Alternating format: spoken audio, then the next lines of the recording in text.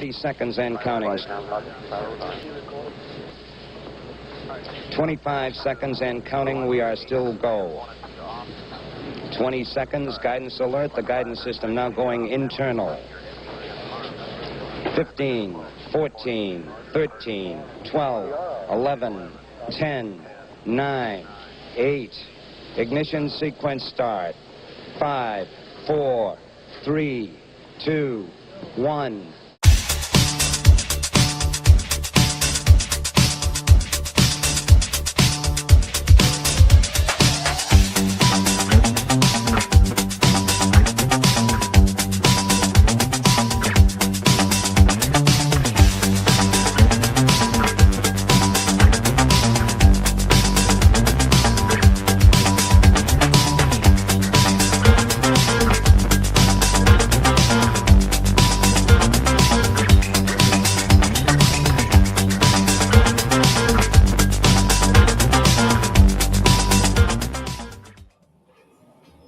Good morning to my viewers in Europe and Africa. Very early morning to my viewers in the Western Hemisphere. Good evening, I believe, to my viewers in the Pacific Rim. Welcome to the Angry Astronaut. I'm broadcasting live from the Crown Plaza Hotel. Young lady named Jamie here, the wonderful person has allowed me to make use of their mezzanine space for broadcasting as they get my room ready for tonight. I'm here attending a space convention, the Space Com convention here in Scotland, in Glasgow, and we've got a very exciting event coming up. So where's everybody checking in from? First of all, we have a little crowd right now. We have Anderson, South Carolina. Thanks very much. Appreciate you joining us today. Hello, UK, and thank you very much indeed. Yeah, we've got an exciting spacewalk coming up, no doubt about it. That's nice decorations here at the Crown Plaza. Hello, Houston. Thanks for joining us. Hello, Four Marks, and hello, Texas. Thanks very much for joining us. And hello, Hong Kong and Manchester. Hello, Wrexham and Boston. Hello, Summertown, Tennessee. Hello, Hungary and Hawaii, New Zealand, Sussex, Romania. Hello, California. Hello, Maine. Hello, Budapest. Hello, sunny Lancashire. Hello, Australia. Hello, Salt Lake City and Alabama and Spain and Wrexham. Really appreciate you guys joining today. This is going to be a big event. This is going to be a very big deal indeed. Hello, Slough. Thank you very much for joining. I actually stayed a couple of nights in Slough. I think I was doing it just so I could be close to London at the time. Hello, Sweden. Thank you very much for joining us. And hello, South Texas. Hello, Bristol. Thank you very much for joining. Hello, Florida. Hello, India. Hello, Italy. Boy, it's a lot of people watching from all over. Hello, Colorado. Really appreciate you guys joining today. In Colorado, very early in Colorado, as we all know, that is my home state. I'm actually going to be in Colorado fairly soon. John, thank you so much for the tenor. Really appreciate that right off the bat. We now have over 100 people watching here in the early morning. Most of the world. I wish I was doing the spacewalk. Yeah, pretty exciting, no doubt. Hello, Scotland. Oh, it looks like we've may have some stuff already coming from Polaris Dawn. As you can see, we have the Polaris Dawn tracker up on the screen, tracking their current orbit as they prepare for this momentous event. Hello, Scotland. Hello, Tumi Umbi. Hello, South Africa. Really appreciate it. The UK live tour. Chris, could you elaborate on what you mean by that? Because believe me, I'm in the UK and definitely want to tour here. Really, I was trying to kick off my European tour. Remember when I was doing the tour in the United States and Canada? doing some lectures there. I would really like to kick that off again here in Colorado or in Europe, and I think I'll be able to do that when I return from Cape Canaveral. Hello, Algeria and Kent and Leicester. Thank you very much for joining today. I'm very excited to see all of you. By the way, and once again, John, I really appreciate it.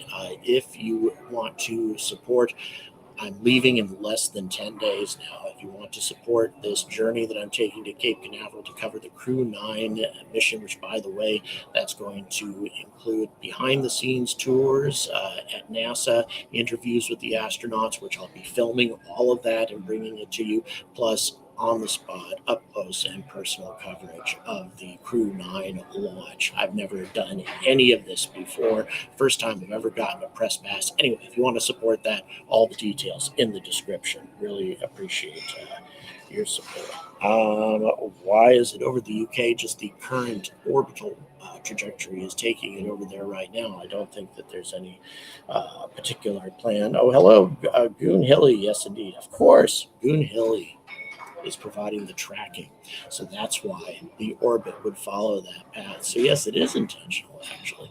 The Goon Hilly station, by the way, is not part of NASA's Deep Space Network. It's actually an independent, privately owned tracking facility that was brought up online for a few $1 million by some very, very talented individuals in Cornwall. Hello, Sydney, Australia. Really appreciate that. Thanks a lot.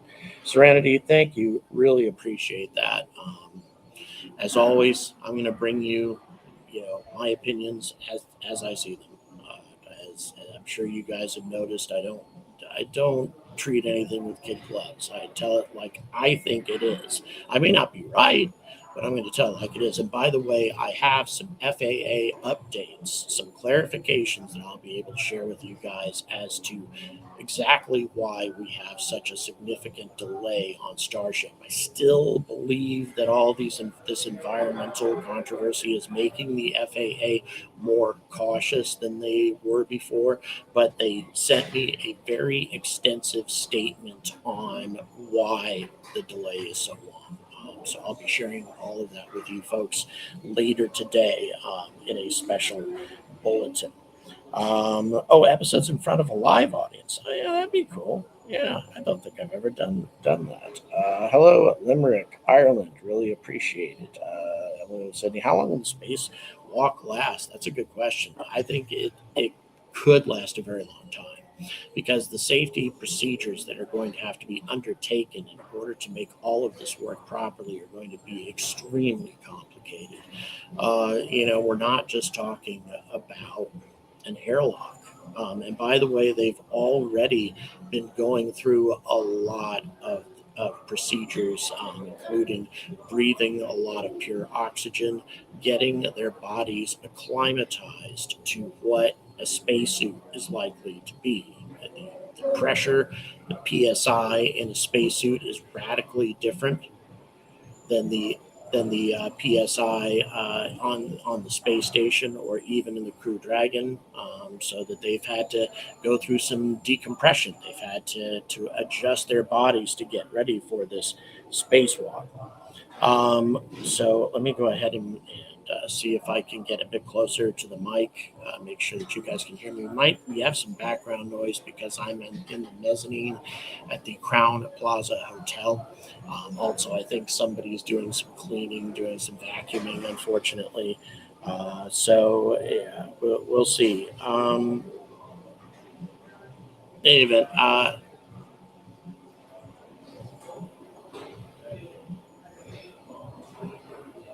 all right.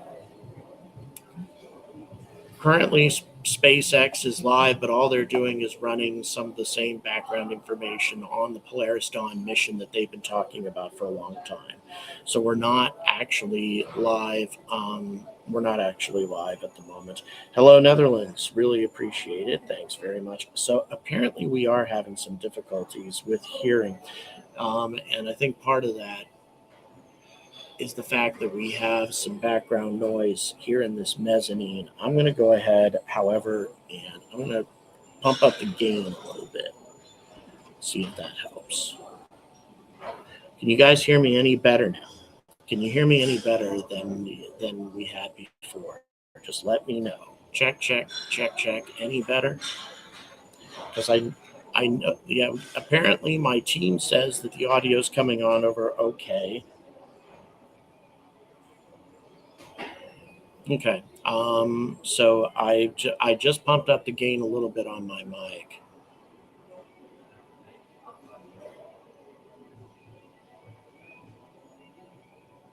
All right. There are, right, just to let you know, usually, okay, some people can hear me all right. I want for those of you who can't hear me, I apologize for whatever challenges.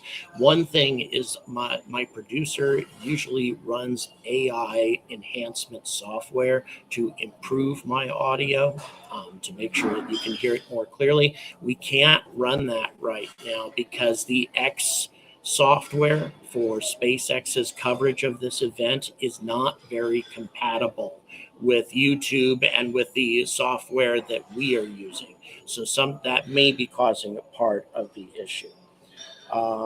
People are saying, so some people are saying they're fine. So yeah, we'll just get closer to the mic and we'll keep that going. As I said, I cranked up the gain a little bit. So hopefully that'll make a difference.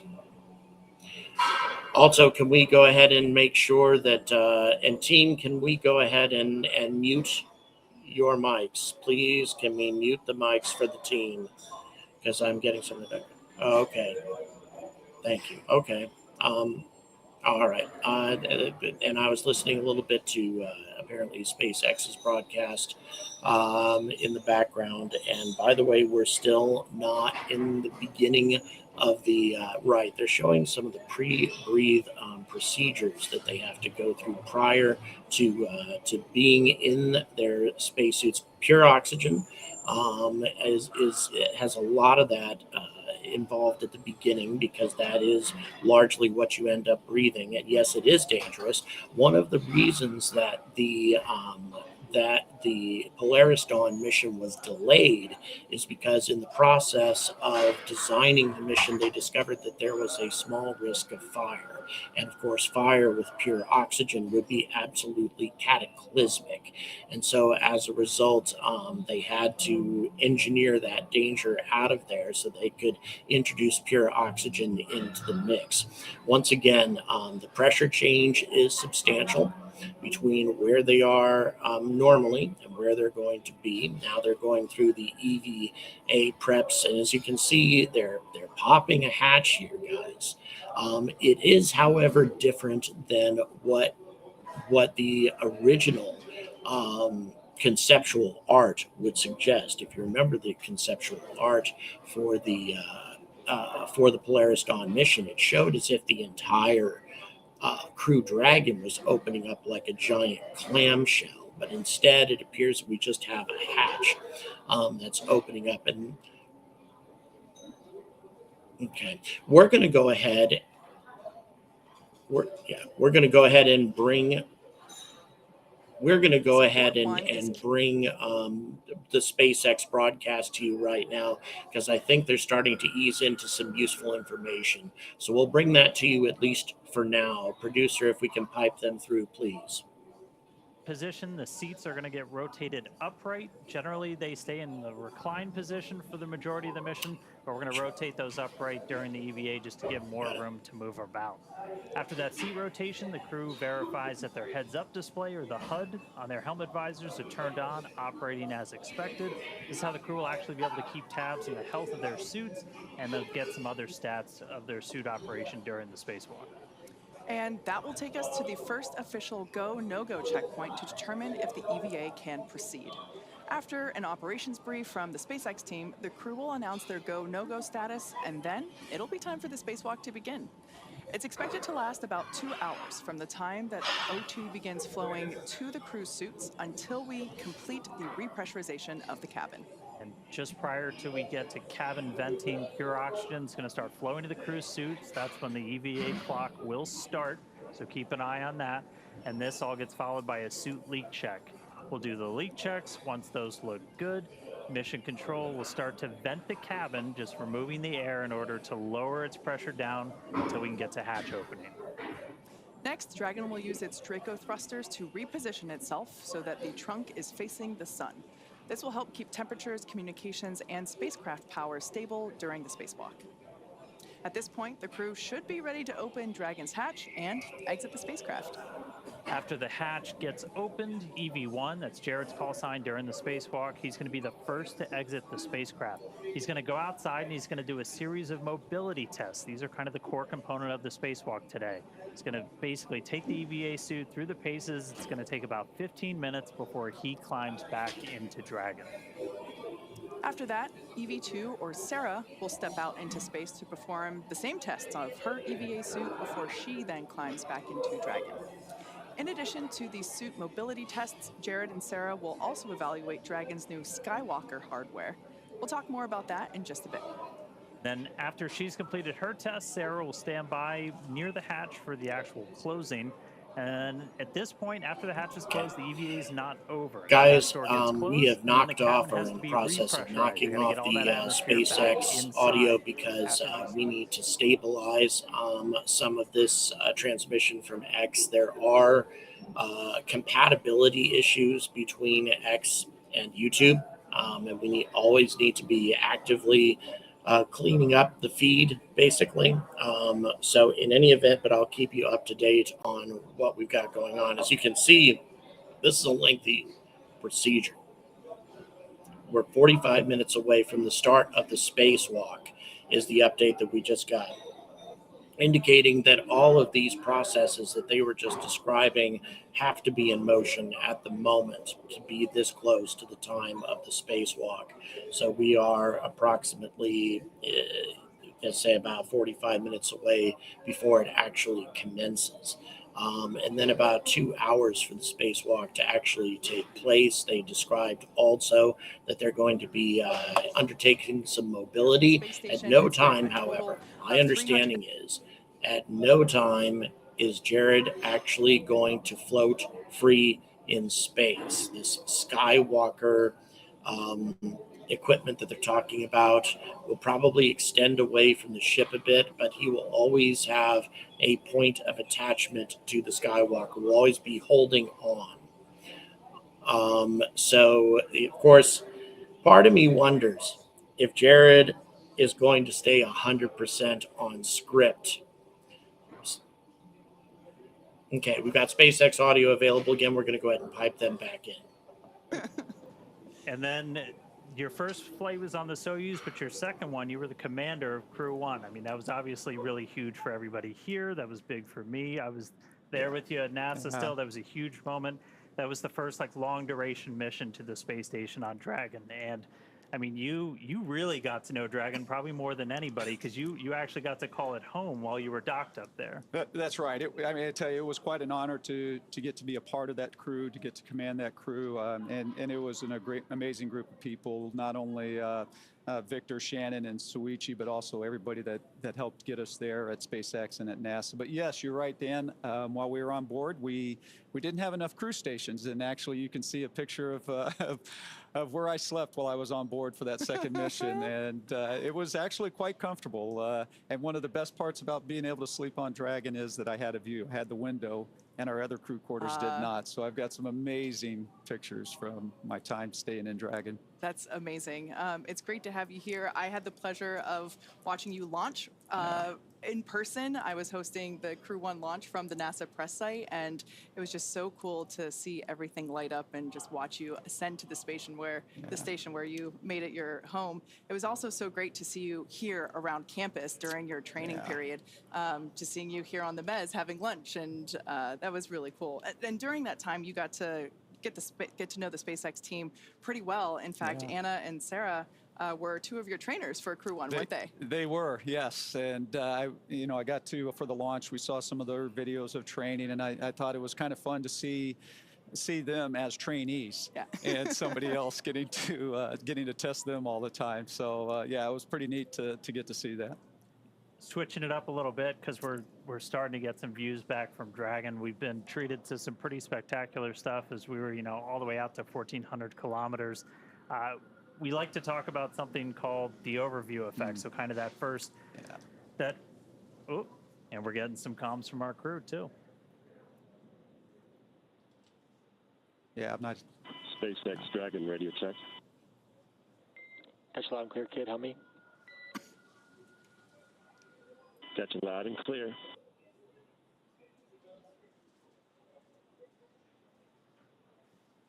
Doffing continues, and last stowage is going to be the cabin mic.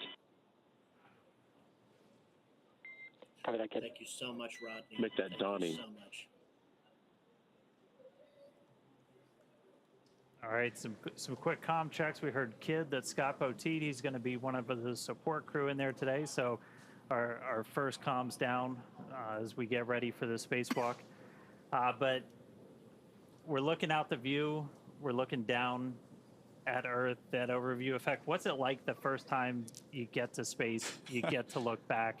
And I mean, you can see horizon to horizon, the whole Earth below you. You know, it's kind of funny, Dan, because the overview effect is definitely real.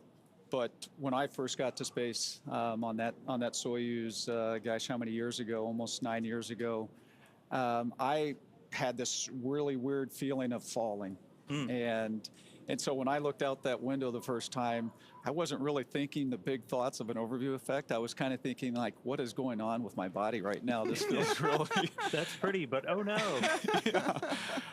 But again, fortunately, when you have time to be in space, you do have an opportunity to experience that, and it is definitely true.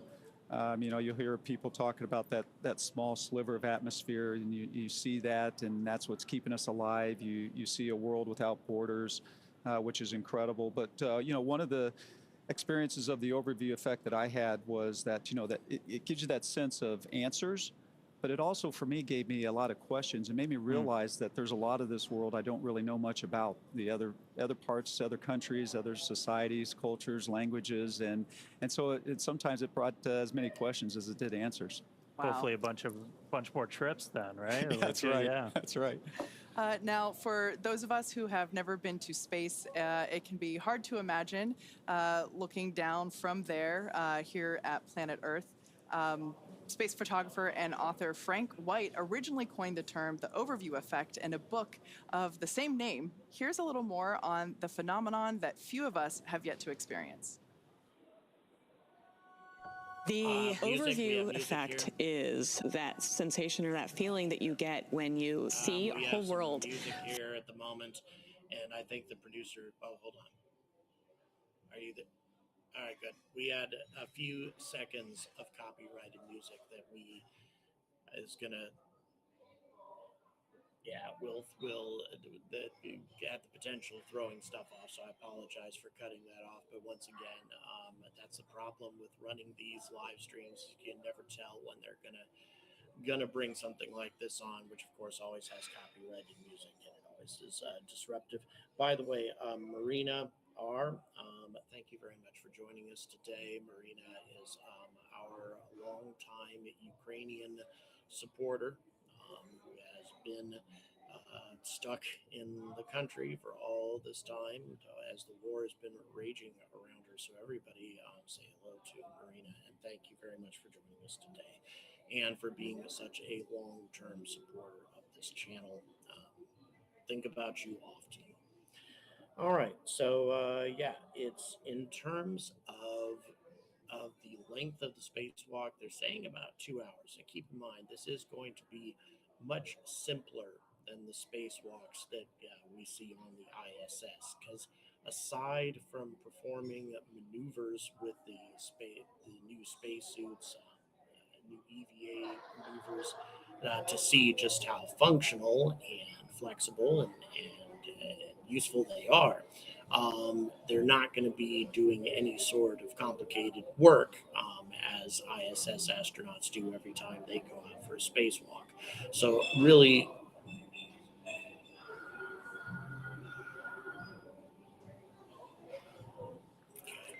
Copy on that crew status. so far things seem good. We'll go ahead and bring the SpaceX broadcast back real quick. Yeah, I think I speak for a lot of SpaceXers. We really want to get up there and see that view, to feel that effect, to experience that. And being able to see it just from Dragon, and pretty soon getting able to see a couple of people go out of Dragon for the first time in a spacewalk. I mean, spacewalks are kind of like living on the edge with spaceflight. It's always really cool.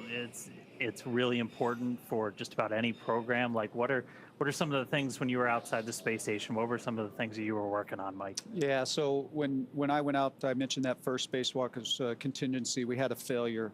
And so sometimes when we're going outside, it's not planned, and you have a component that is no longer working. And in this case, it was a part of the cooling system, external cooling system on station. And so we needed to go out and replace this refrigerator-sized pump module.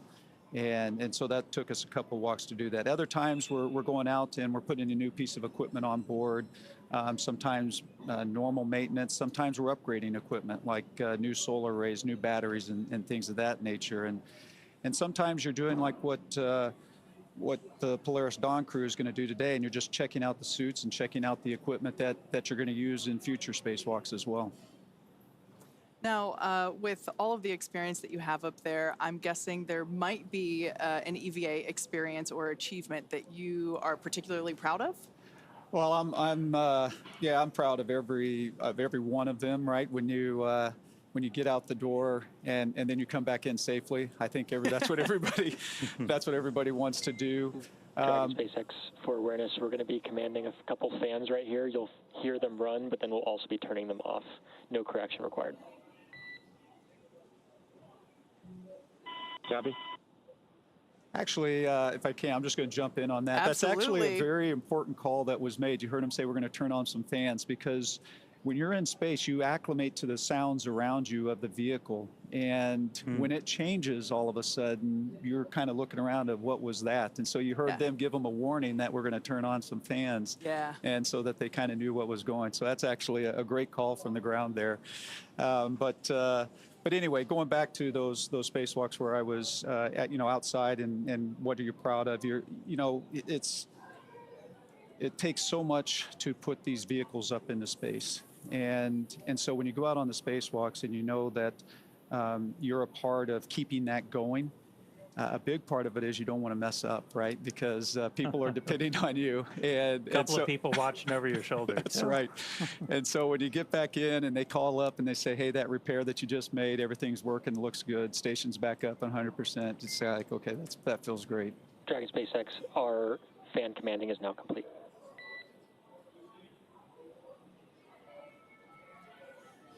Copy, we see, sir. All right. Hopefully no surprise sounds in there for him. So, That's right. I mean, spacewalks are something that you train the heck out of. They're planned down to the minute. What are, why? Like, what are some of the challenges you can run into when you're outside doing a spacewalk? Yeah, so I mean, one of the first challenges that you're always worried about is how your suit's functioning, right? Because that's what's keeping you alive when you're outside like that. So there are always, you're monitoring your suits yourselves. People on the ground are monitoring your suits and how that's performing. And so those are certainly things that you need to be conscious of and aware of. And then when you're out there as well, there are so many steps that it takes to get through a spacewalk. I mean, hundreds and hundreds and hundreds of steps. And so it's too much for you to remember. And so that's where it's a teamwork between you and the ground. And so they're making all of those calls. Hey, here's your next step. Here's what the settings are for these tools. And they're just walking you through the whole process. And so I think that's one of the neat things about spacewalks that maybe people don't realize is, you focus on the people actually getting to go out and do the walk, but the team on the ground is such a huge part of that as well. So on your third, fourth, subsequent EVAs, these spacewalks, you train a lot for them beforehand, before you even get up in space. By the time you're on your fifth one, it must have been more like a cakewalk. No, it never felt like a cakewalk at all. Because it is. All right, folks, we're going to be getting back to the SpaceX broadcast here real quick. I just wanted to make sure that we communicate some very relevant information about what's about to happen here that they're definitely not going to talk about on this broadcast. And that, of course, is just how insanely dangerous this whole thing is that's being carried out. And by the way, if you guys are hearing some noise in the background, I'm actually in the mezzanine at the Crown Plaza Hotel. They've allowed me to broadcast from here. Really appreciate the assistance of the Crown Plaza here in Glasgow. But you know, we have two people who are novices at spacewalks. Yes, they've been through lots of training, but we haven't had an event like this in spaceflight happen for over half a century, where you don't have a veteran spacewalker helping the novice out as they emerge into the vacuum of space. Instead, we have two trained but two novices who've never been through this before. We're going to be going out into it. And of course, yeah. And of course, the world's first commercial space tourism spacewalk. So, I mean, we are talking a very, very different type of spacewalk taking place here than anything that most of us have really seen. The last time that astronauts were attempting spacewalks this dangerous was back in the early days of spaceflight, during the times of Gemini, during the times of the Apollo program. So this is an enormous risk, and there are things that could go wrong. And if anything does go wrong, the lack of experience on the part of the spacewalkers and the people backing them up inside the capsule could work against them too. I'll give you an example.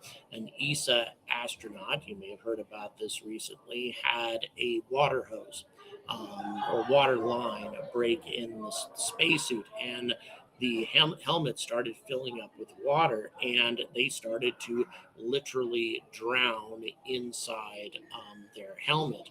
And that was because, you know, in microgravity, you know, you don't have a little bit of water collecting at the bottom of the helmet or something. If any water leaks at all, that's absolutely consuming the entire inside of your helmet.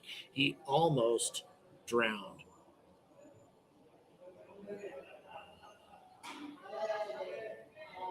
Right. Commander Hatfield had that happen too, and it actually ended up canceling his spacewalk. Supax, thank you so much for your support. Really appreciate your ongoing support for all these years. So it's so yeah, anything goes wrong in this process, and it will be very challenging to try to correct it, to try to get everybody back inside, and then to also repressurize. You have a malfunction with a suit with no airlock. That really creates an extreme challenge, because in the case of that ESA astronaut, they were able to get him back inside through the airlock. His fellow astronauts got the suit off of him quickly so he could get out of that hostile environment. And that's the kind of luxury that these folks are not going to have if you have a similar malfunction. So some worrying stuff, and let's hope that nothing like that happens. But I just want to make sure that we emphasize just the type of risk that Jared Isaacman, and indeed really everybody who's involved in this spacewalk, because everybody is being, you know, exposed to the vacuum of space when they open that hatch. All of them are taking this risk in a big deal. All right, let's go ahead and bring SpaceX back on so we get more information from While we're not using Starlink for continuous coverage during this operation, we've been testing its ability to establish and maintain laser communications with our Starlink satellites there in orbit that are below Dragon. Dragon has proved to be quite a versatile spacecraft. It can autonomously dock to the space station when outfitted with the ISS docking adapter. And when it's intended for free flyer mode, the docking adapter can be swapped out. SpaceX Dragon, you guys are welcome to come back aboard if you want. SpaceX copies. Don't have a ground station right now, but we'll go ahead and bring cameras back on board so we get it when we do have ground stations. Copy. Quick comms there with SpaceX Core from the Dragon capsule. That was the crew just letting the folks here in mission control, letting us know that it's okay to turn the onboard cameras back on once we have coverage for those cameras. But getting back to the different configurations that we have for the Dragon capsule, I was talking about the docking adapter previously. When the Dragon capsule is intended for free flyer mode, the docking adapter can be swapped out for a cupola, which is the one in the middle there, and that is used for the best views that you can get while in orbit. And then, of course, our newest option, the Skywalker hardware to support extravehicular activities, and that's what the crew is going to be using this morning. So those are the current 3 ways that Dragon can be configured to support different types of missions. But hey, you never know what's to come. We always got something up our sleeve. That's right. Now, Mike, Crew 1 broke the record for the longest space flight by a U.S. crewed vehicle. It surpassed the 84-day mark that was set by an Apollo capsule during that final flight to the Skylab space station in 1974. What was it like? Because we went over it. You literally called Dragon home during that time. Yeah, what was it like to live in there? So first of all, I got to say it's pretty exciting because the Dragon that they're using right now is the Dragon that I lived in that took us to orbit. Dragon Resilience. Yeah, we affectionately called Resilience, and it was an amazing spacecraft. From a standpoint of living inside it, and again, it a lot of room actually compared to some of the other crew quarters that we had on board, and plus just being able to spend all that time in it. I'd call my family every night before I go to bed, and I'd be looking out the window at the Earth as I was doing that. It was very special. Did any of them get jealous because you had the window seat? Well, yeah, there was a little bit of that certainly going on up there. Nice. Now, as you mentioned, this Dragon capsule that the that the Polaris Dawn crew is flying in was previously used, really debuted on the Crew 1 mission, hence why you guys had the honor of naming it in the first place. But this capsule was also used for the Inspiration 4 mission that Jared also commanded. What is your take on this being one spacecraft but supporting multiple missions? I think it's fantastic. It just shows the flexibility of the design that SpaceX made when looking at the Crew Dragon vehicles. So I think it's very exciting to see a vehicle that can go from one mission to the other, and quite frankly do it quite quickly as well. I think I don't remember the exact timing from our mission and when we landed to when Inspiration 4 launched, but it wasn't a very long time, and yet you were able to take that docking adapter off, put the cupola on in a very short time, which is also pretty impressive. I actually have that noted here. Crew 1 took off in November of 2020, and Inspiration 4 lifted off in September of 2021. That's incredible, because we landed in May of 21, and so within that short period of time, you reconfigured the vehicle and were able to put that cupola on and launch. Cool. Yeah, very impressive. Your mission patch sticker is in the capsule that they're in now, and we'll add their own sticker too as well. Right. All right. Well, as you can imagine, Dragon has undergone some changes for this, and with changes comes extensive testing for the mission. And all the modifications that we made in preparation for today had to go through kind of their own test regimen. Yeah. Testing is a critical part of qualifying a spacecraft like Dragon for flight. Rigorous testing helps identify and mitigate potential risks, verify system and component reliability, and helps ensure that the designs meet the mission requirements. There are many types of tests a spacecraft might undergo when qualifying for flight, including structural, thermal vacuum, radiation, software, and integrated systems testing. One of the tests the new Skywalker hardware underwent is thermal vacuum testing. This actually tested how Skywalker withstands the extreme temperature swings that it's going to see while it's in the vacuum of space. And while Dragon was being put through all of its paces, the Polaris Dawn crew was going through the same SpaceX training as part of that we give to NASA astronauts. They also had to train to perform their EVA, though. For basic training at SpaceX Hawthorne, they train on everything from orbital mechanics to just how to live and work in microgravity. Also ran through numerous simulations of what the full mission would look like while they were seated inside of our Dragon trainer. In addition to ensuring that they're familiar with SpaceX's Falcon 9 rocket and Dragon spacecraft, the crew went through an extensive training regimen to build their physical endurance and mental toughness, ensuring that they are well-rounded and prepared for spaceflight and today's EVA. Now, switching gears, one of the coolest things, designed in-house by SpaceX, the EVA suit has all the functions of our original spacesuit with the added bonus of allowing astronauts to exit the spacecraft while in orbit.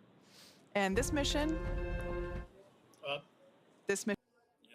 we just got some music which we had to.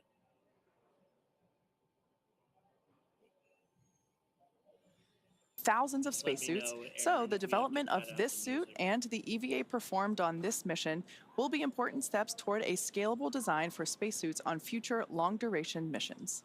As we mentioned, SpaceX designs and manufactures our own suits, and we have a little behind-the-scenes look for you, something most people don't get to see, the inside of our very own suit lab. An EVA suit is an extravehicular activity. We had to kill that, unfortunately, because of music. So to give you an idea again of what these suits are and what they are not, they definitely have that added benefit of being able to head out into the vacuum of space and the extreme environment that that represents. It is an enormous leap forward in the capabilities of these suits prior to what came before. As you can see, they're a little bit bulkier. You see how they're built, and you need that extra layer of insulative quality in order to be able to survive the extreme temperature swings and also the pressure differential that exists. The earlier suits were just nothing more than simple vac suits in the event that they had some sort of depressurization event in space. That's what all that it was designed to do. What these suits are not, however, are full-fledged EVA suits, because full-fledged EVA suits have their own mobility system to maneuver around in space. And in addition to that, they also have their own life support system built in, which these do not. Instead, they are connected via air hoses, atmosphere hoses, that sort of thing, to the life support system on Dragon in order to keep the astronauts alive. I am confident that SpaceX is working on a spacesuit that will be able to travel away from Dragon independent of its own life support system, etc. But we're not there yet. That's a very complicated thing to design. As we know, Axiom Space has been contracted by NASA to build the new moon suits, the new Artemis suits, and that has been a very complicated thing to carry out. As a matter of fact, Collins Aerospace, who is also contracted to build Artemis spacesuits, they have pulled out of that contract. They've determined that it was costing them too much money, it was taking too much in the way of resources, and they did not feel that they could get the job done. It is a very, very difficult thing indeed to create a spacesuit that's capable of operating completely independently, its own life support system, its own mobility system, etc. So it doesn't have to be dependent on the host spaceship, the space capsule, in order to be able to operate. That's where I'm sure SpaceX is headed. They want to get to that point. But also, I think what they want to see is, does the current design work the way they think it's going to work?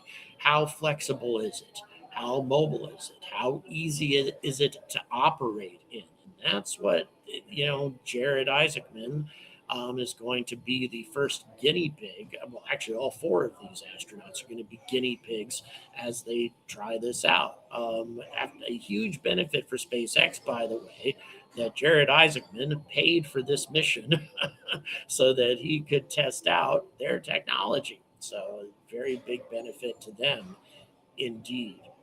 We still have more copyrighted music, unfortunately. As you can see now, we are looking at some of the earlier stages of the space program, and that's kind of where we are right now with these SpaceX suits and with this particular mission. We are in many ways duplicating what happened in the early days of spaceflight with Gemini and similar missions. Again, there's no airlocks on Crew Dragon, so you have to expose the entire capsule to the vacuum of space in order to be able to do a spacewalk, meaning, of course, that all 4 of the astronauts are exposed to vacuum. And that, again, has not been a situation that astronauts have had to contend with in a half a century, actually longer than a half a century. Even Skylab had more robust facilities to handle EVAs than Crew Dragon on its own. And once again, not saying anything bad about Crew Dragon, it's a tiny ship. It's not big enough to have an airlock. Now, of course, Starship will have an airlock. It's going to have a couple. I believe the plan is to have 2 airlocks on Starship, a redundancy airlock as well. But still, it's very important that we get these tests out of the way for the suits at this early stage, that these suits, minus their life support packs, minus the other things that will allow them to be completely independent spacesuits, all of that would be useless to build into a suit like this if it isn't going to be able to function properly and easily and comfortably in space. And there's no way that you can effectively test that without actually going into space. What we're seeing right now is the Skywalker hardware, which really, to me, and then once again, we're going to see just how extensive this actually is. Is it more than just a couple of bars essentially on the around the hatch to allow the astronauts to hoist themselves out of the capsule without floating away from the ship? We'll see. We'll see. Let's crowdfund Jordan the Angry Astronaut to the ISS. Boy, that would be magical. Also insanely expensive. So yeah. Anyway, we of course can be envious of people like Jared Isaacman who have the financial ability to do things like this. But in addition, he's taking on a really good cause here for St. Jude and using this event as a promotional as a promotional event to try to raise money for that very important charity, and of course cancer treatment for young children. Such a wonderful charity. St. Jude, of course, has a very big hospital in Denver, Colorado, where I've been there actually. Okay, we're going to bring SpaceX back now that we don't have the music anymore. Spacewalk this morning. The crew on board is completing final fit-ups, and we're going to be standing by for seat rotation and suit leak checks. So we're continuing to truck along to the main event. Now, Mike, you obviously went through some of the suit-up process that we saw in that package in terms of the development of the suit and how it's custom fitted for each individual. And that's the same case for an EVA suit. So maybe you can share with us what that experience was like. Yeah, it's extremely important to have a suit that fits, whether, again, it's the IVA, the EVA suit, or the EMU that we wear with NASA when we go out on the spacewalks. And the reason for that is because if it doesn't fit right, it can be extremely uncomfortable. You can get what you call hot spots, or there can be a place where a crease, when it gets pressurized, can really put a hard point on your arm or something of that nature. So having a good suit fit check is extremely important. And it's one of the things that was kind of fun as well, because you get to spend a lot of time with the suit team here with Chris and Eric and Maria. Oh, they're so good. They're fantastic. And I mean, just over the years, they've gained so much experience, and they can really help you hone in on what the really good fitting suit is like, with just the way they ask the questions and lead you through that process. Folks, we're probably about 10, 15 minutes away from the spacewalk, because I've seen that question come up a lot based on what they told us before. A lot of times the IVA suit when it gets Actually, it looks pressurized, like it fills up. it But you're could be as still in little like a as pressured 7 minutes, but environment. once With again, EVA there's suit, a you're in the lot of vacuum. checks that we have to And go so, like, through. what's And it again, kind of all like? these people are novices. They may be well trained, but they're novices. So there could be some things that it's going to take them a little bit longer than they anticipated. All of this has to really focus on safety. That has to be the first priority. Or you have a depress event, and so that suit's going to pressurize.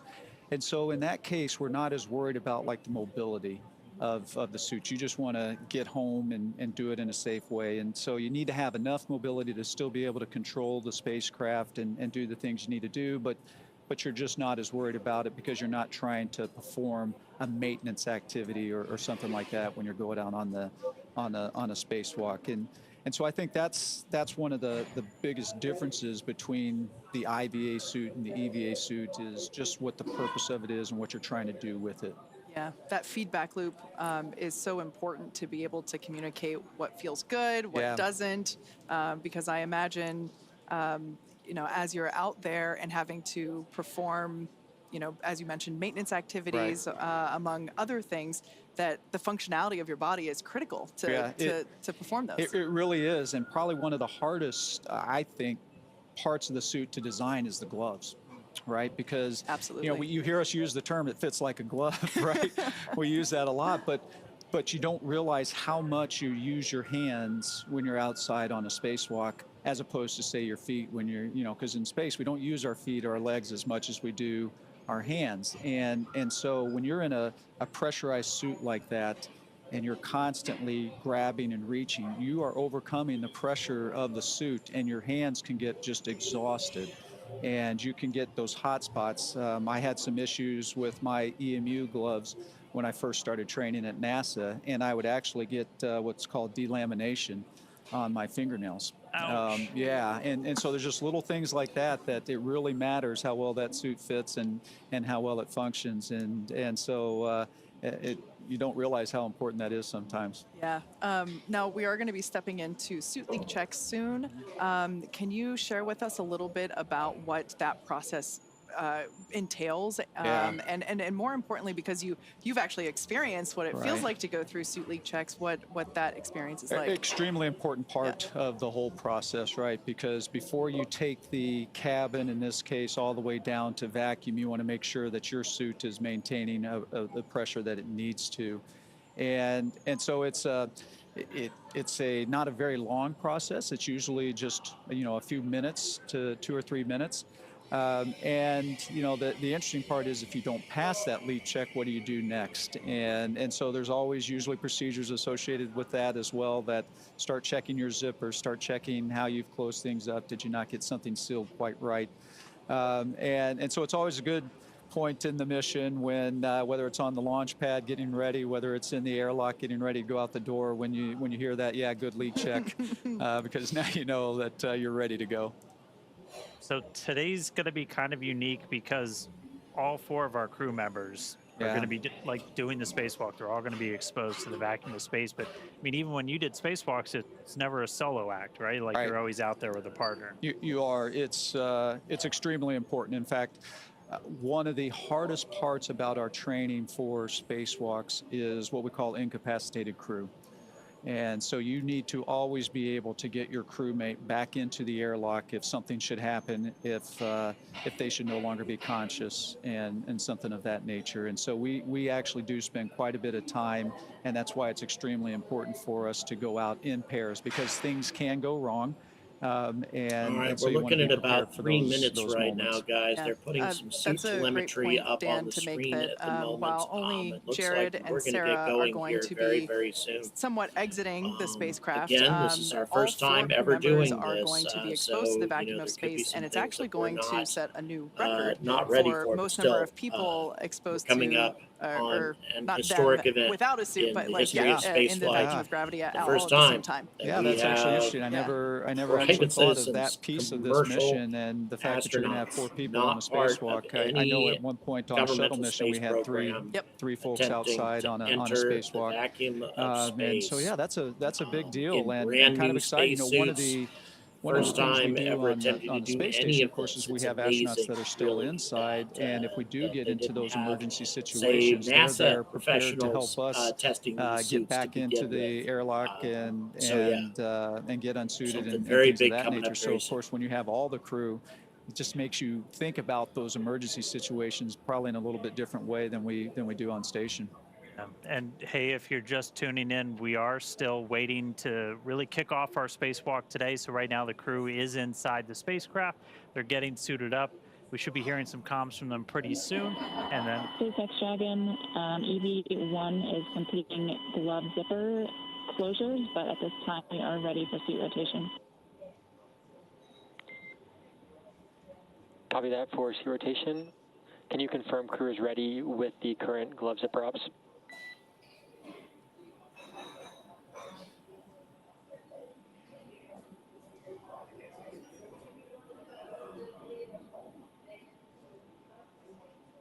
all right, I guess they just needed me to say it was coming soon, and then there it is.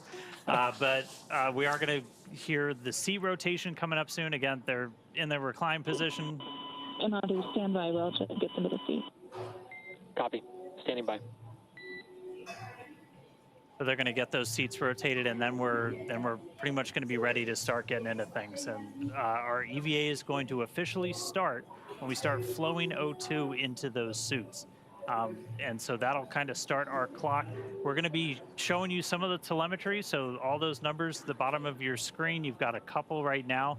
That one all the way in the bottom left corner, that's your Dragon. That's your Dragon cabin pressure. That's in PSI. SpaceX Dragon, you're ready for seat rotation. SpaceX copies. Initiating seat rotation.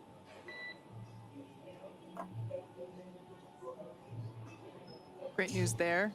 That's going to help give the crew a little bit more room to move around during the spacewalk. And after we get through the seat rotation, we'll be able to perform those suit leak checks that we were just talking about. Yeah, before they do that, they'll do what's called a tear. So it's kind of like if you're ever using a scale, you zero out the scale before you put something on it. It's essentially what we're doing with the suits. They'll get like a baseline reading, and then as we start to actually pressurize the suits, we'll be able to measure that against the baseline, make sure everybody's got basically a nice seal before we start that vent. Yeah, that one's pretty important. That was pretty important. Yeah, so a lot of that's coming up. Again, some of the data on your screen, you've got cabin pressure, you've got suit pressure. Dragon SpaceX, seat rotation complete and nominal. All right, seat rotation's complete, so now they're going to start doing that tear, getting ready. Dragon, copy, did you see the phone? Copy, and can I get a confirmation of completion per the call out in 2.18?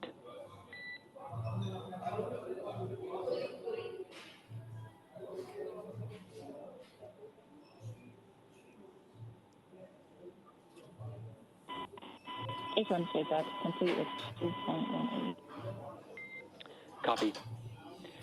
At this time, you are go to step into section 3 and tear suit deucers.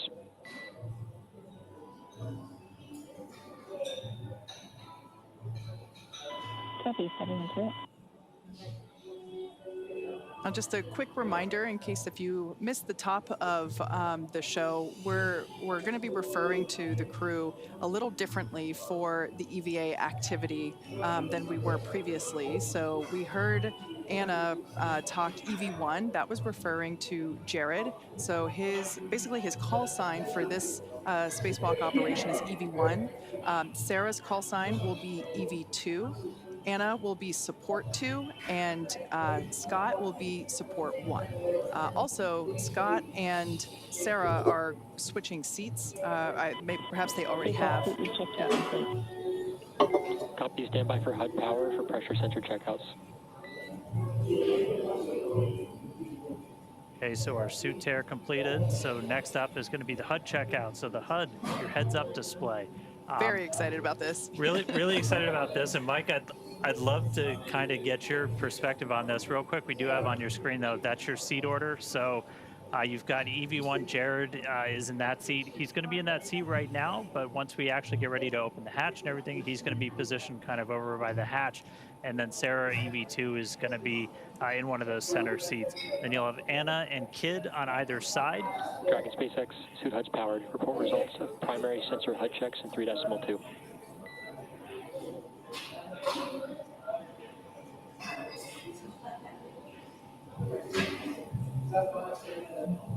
So again, that's our seat layout. We just heard the HUDs are powered on, so they've got heads-up displays actually being kind of projected on their visor in their helmet, which if you've ever seen spacesuits, that's always kind of felt like that's that space age technology that we're missing. Because Mike, you guys use kind of a simpler but a little unorthodox way to see like your suit data. Yeah, that's right, Dan. It's of course the suits. And SpaceX HUD checkouts complete on nominal. Copy, swapping the backup sensors. Stand by to repeat HUD checks. Everything's going very smoothly so far, guys. Very impressed with how quickly this is going. Station are a little bit older. They've been around for quite a while, and so some of this technology, Oh, wasn't. look, it's our Hey, first there they live are. views inside Dragon Whoa. Resilience for this morning. That's fantastic. Yeah. I think this is the definition of chillin'. Yeah. So there, out of his seat, that's Commander Jared, who, like I mentioned before, will be referred to as EV1. Behind him, we can see already in his new seat, pilot Scott Kidd Poteet. He will be Support 1. And then moving around in front of us is Sarah, who will be EV2. And then just out of view underneath the camera, but I think you can see her visor, is Anna Menon, who is Support 2. Jared is poised. He can't wait to get out that hatch. He can't wait to get out that hatch.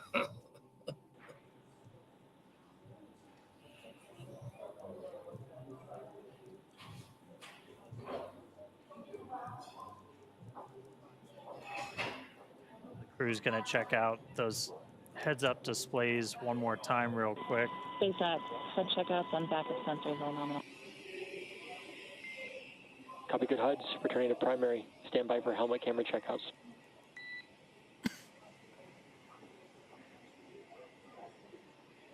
On that heads-up display, they'll be able to see the O2 flow timer. That's kind of like our mission clock, essentially, like once the O2 has started to flow to their seats, and they know they've got about an hour and 50 minutes, just under 2 hours for the whole time.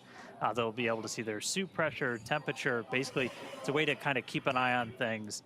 And we were talking about it a little bit, Mike, but on the EMU is a little bit different. Yeah, the EMU is certainly different. A lot of that kind of information is on a display right in front of you that you have to kind of look down to see, and it can be pretty challenging to see. In fact, a lot of the information you have to use a mirror on your wrist to be able to read it and know what you're controlling as well. You mentioned the timer. Of course, we don't have that kind of information on ours, and I'm not sure I'd want to know that because I'd feel the pressure of, hey, I got to get a lot of things done and I'm running out of time. Yeah. All right. So they're going through these HUD checkouts again pretty soon. Dragon SpaceX powering on helmet cams. We're gonna get the helmet cams powered on again. Give you that kind of neat. look right over their shoulders. Yeah, pretty excited for these. We've seen them utilized during the training sessions that the crew has switching over to one? and we're so excited to see them live today. Yeah, I tell you, the helmet cameras, I mean, it's going to be fantastic views, right, that we're all going to love. But there's also a very important role for those cameras as well. Like when we have the same thing, we have helmet cameras with the EMUs, and what it allows is your ground team. Dragon Space cameras powered. Confirm good health.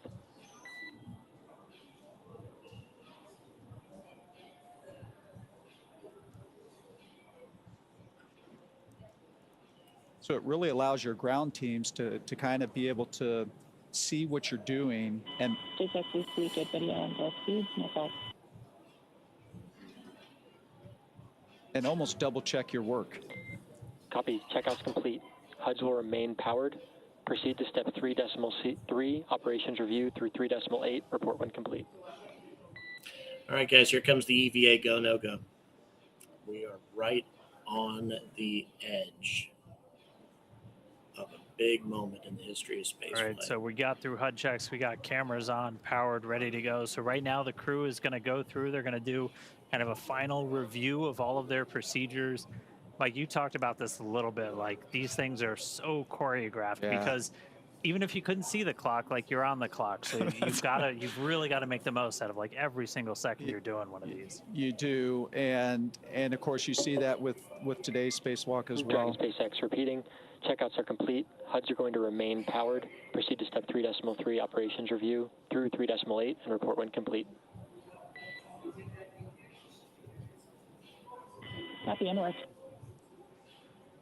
And the reason it's so choreographed and important is because you only have so much time outside, right? You only have so many consumables that allow you to go out there. And so you want to take advantage of all of that. And you want to have every step very well scripted so that there's not a lot of wasted time. Now, that being said, it is nice when you're out there once in a while to just kind of take a moment, look around, enjoy the views, kind of try to absorb where you actually are, which can be pretty incredible as well. Every once in a while, guys, I'm a little tired. I'm going to take a minute. That's right.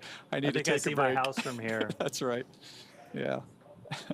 All right, but like it's awesome. We're seeing the crew inside. We're getting close to the start of today's spacewalk. We're going to start flowing O2 to the suits, and that's when our clock's going to start. Right now, they're just doing kind of final cabin configurations. They're going to check the lighting. They're going to make sure that their umbilicals are in the right spot. That's one of the things you'll see. That's actually one of the roles that our support crew members are really going to.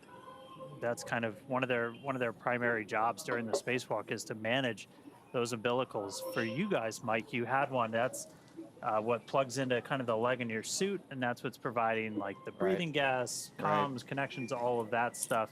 For the spacewalk today, it's a little bit different. This one that they're going to be using has some tethers in it for Sarah and Jared. It's about 12 feet long, so it's like about double the length of what you guys have. So it's dual purpose, right? It's providing them the air and the cooling that they need while they're out on the spacewalk, but it's also providing that safety piece, right? So that if something should happen, they should slip or that they're not going to go floating off into space. With the EMU that we use on the space station, we actually, all of those consumables are a part of the suit itself, and we have a separate safety tether that the first thing we do when we open that hatch and we go out is we hook up that safety tether, and it's an 85-foot reel that as you're moving around, it goes out with you to, again, protect for that crazy moment when maybe an emergency happens and you come off station. How hard was it to manage all of those tethers? I feel like every time I watched, it was like, there's no way in heck that this thing isn't getting snagged on something. No, you're absolutely right, because everything, and you talked earlier about making sure there was no loose items in the cockpit, right? Because when you open that hatch, things are going to want to float away if they're not tied down or stored or anything like that. So when we go out on a spacewalk, not only do we keep us tethered to the spacecraft, but any tool, any part that we take out with us also has to be tethered. And it can be quite a challenge to manage all. You'll open up a bag and there's 10 pieces of hardware in there with 10 different tethers, and they get all tangled up, and it can really be pretty challenging. It's important, though. We simplified that a little bit for this mission.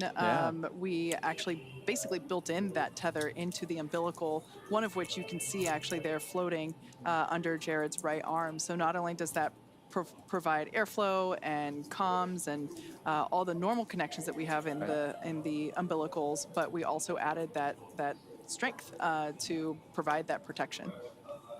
Yeah, and the managing of that tether is extremely important, because as they go out, if it can get tangled up, and you actually see Sarah there kind of moving around, right? It's very easy in this environment where you're floating. SpaceX Dragon EVA off review complete. We are in position for EVA start. Here we go. Nice. Excellent news. Copies, crew in position. But you saw Sarah kind of move the tether out of the way, and the part of that is that's actually impacting Jared. SpaceX, you are go to command box trigger push to talk, all seats. Jared is so ready to go. He is so poised.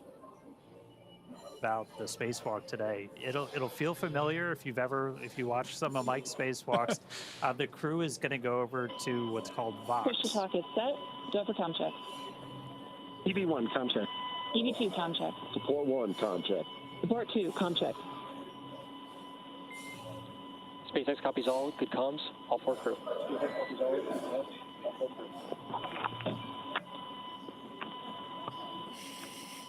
So essentially now all of our crew are on open mics. They can all talk and hear each other, and they can talk to the ground. And so you're going to hear a lot more chatter start to pick up. Once we start the suit pressurization, you're going to hear almost like a shh sound. That's just the air starting to flow into their suits. How loud does it get inside your suit? It actually is quite loud.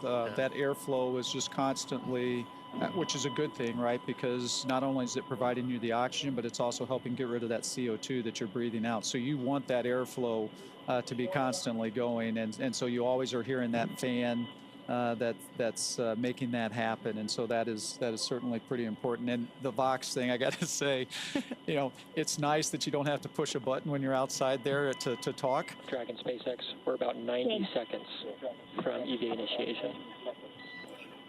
Got some fist bumps going on. Yeah. And we just heard we're about 90 seconds from EVA initiation, so we should see them get the go to close their visors, and then they're going to open up one of the O2 valves on their suits to start the suit purge, and that's going to be the official start of our spacewalk today. So we'll get through the final goes, and then we'll see those visors get closed, oxygen start flowing, and we'll be off.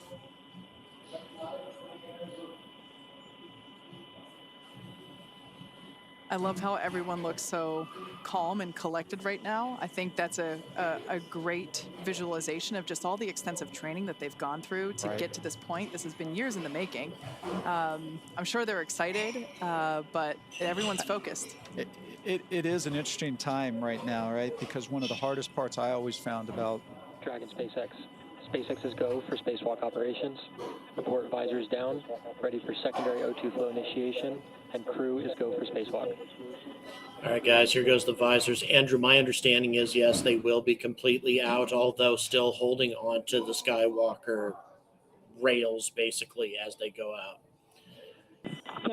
When these visors come down, then they're going to start the oxygen flow, and then they have 2 hours. Their life support is a little bit more limited compared to the life support that ISS astronauts have. As you may recall, oftentimes those astronauts can be out there for 6-7 hours or even longer at a time without having to fill their packs back up. This is the life support system will only be able to provide, and of course, it's one life support system supporting all 4 astronauts. So you only get a total of 2 hours with, I'm sure, some safety margins built in to that 2-hour time frame. So here we go. Here we go. And with that news, our EVA has begun. All right, the clock is on. We've got a 2-hour time frame for them to do everything that they need to do. Primary flow of oxygen to pressurize. Secondary is largely putting oxygen into their suits to help with cooling, but secondary is the first one we turn on. And so our O2 flow timer has started. The EVAs start at 3:12 a.m. Pacific. I'll do the math on UTC in a little bit.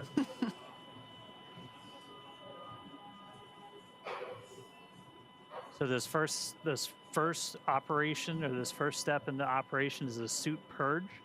So inside their suit, obviously when the visor is still open, it's still a nitrox environment. It's the same as the cabin. And since they're going to be at a lower pressure than what you can basically live at with oxygen levels, they're going to be on pure O2. They're going to be a 100% oxygen environment. And I mean, you guys were kind of in the same thing. And it's because, like, your suit, You can't move a suit around at 14.7 psi, can you? No, Maybe you can, but like no, that'd be pretty tough to do. And as we had talked about earlier, that's why that mobility is so important, because when that suit is pressurized like that, it can be challenging to move around. Absolutely. So here on your screen, we can see the Polaris Dawn crew. Now with their visors down, the EVA has begun. We are beginning to flow that O2 through. Now we will, of course, bring these views to you as we have them, but due to ground station coverage, they do come in and out here and there. But every moment that we can, we will certainly be sharing these with you.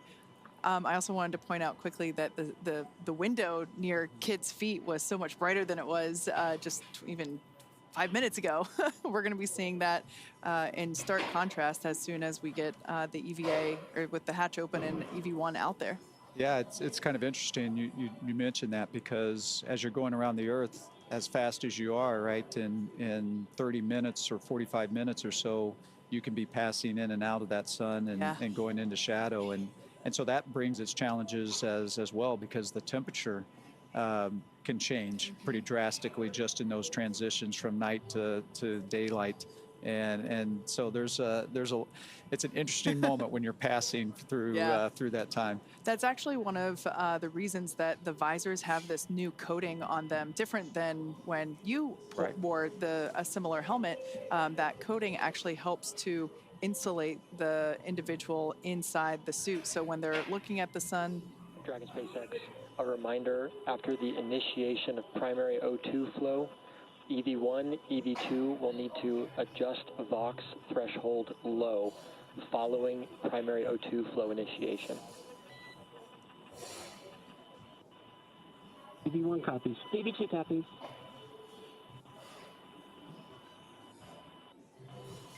Dragon SpaceX, secondary flow purge complete. Close secondary O2 valves and report ready for suit pressurization. EV1 closed.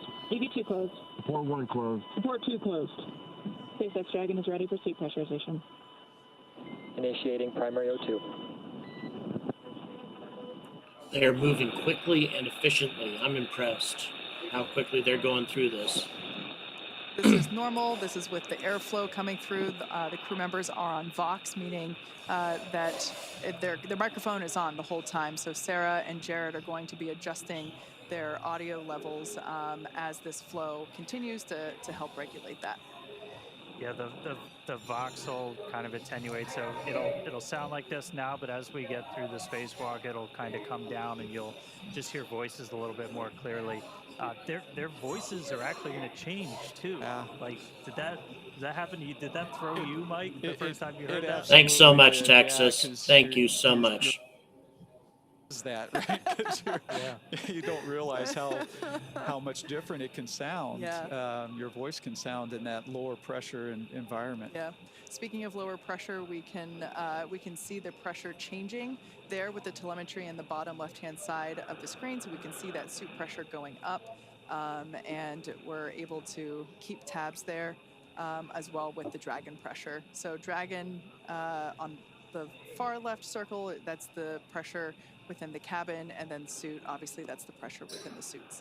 So we'll actually be able to, and I think we've kind of been able to see it already, that these suits will inflate a little bit, look a little different. Yeah. And we were talking about, I think it's pretty obvious we see the before, so inflate. when they're in the sunlight, that coating will help keep them cool and not overheat them, and then when they're in shadow, it'll help keep them warm. So. And it's also like your sunglasses as well. Yeah. Right? It serves that purpose. All right, so at this moment, the suits are getting their primary pressurization. This takes about 3.5 minutes, a little bit less, and then we're going to go through those actual suit leak checks. The crew will probably get a reminder they have to stay really still when we do those leak checks, and I always was kind of wondering, like, why the heck? And like, if you bend your arms, you're actually going to start, changing the volume inside the suit. That'll cause pressure spikes, and so that's right. You got to stay really still. Yep. Open the pod bay doors out. out. We get through the leak checks, we're going to go through kind of that final pre-breathe where they're going to hang out in that 100% O2 environment just to continue purging all of that excess nitrogen. Prefecture stable and purge complete. Activate secondary flow on. Report when complete.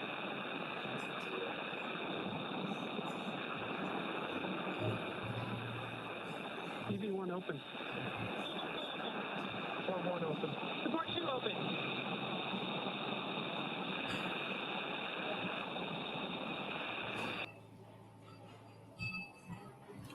We may be losing our connection.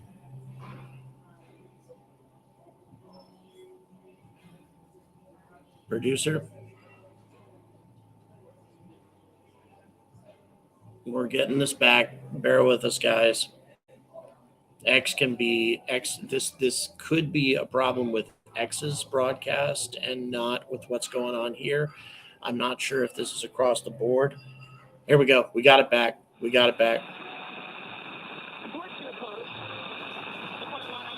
Wow. Listen to this. That is an absolute just a cacophony. That's a cacophony of sound. Also, we're getting another, looks like it's frozen up again. Once again, we're not sure. This seems to be an X issue. Keep in mind that we have over 500 people here and thousands, if not hundreds of thousands, tuned in all over the world. So this could be having an impact on X's ability to broadcast. Yeah, SpaceX has 1.1 million people watching on Twitter/X. I'm sure this has got to be overwhelming their bandwidth capabilities.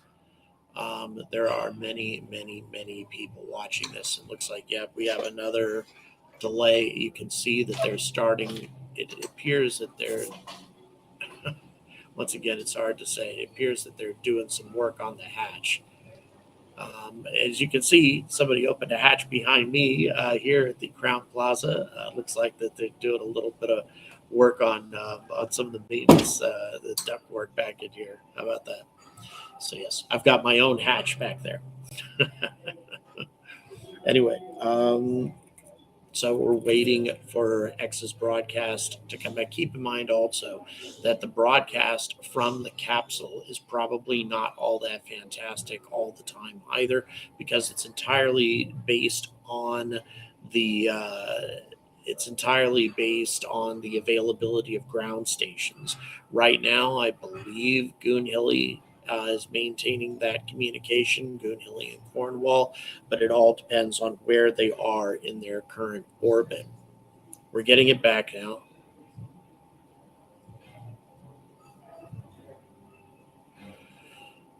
I mean, there's an enormous number of people signed on right now.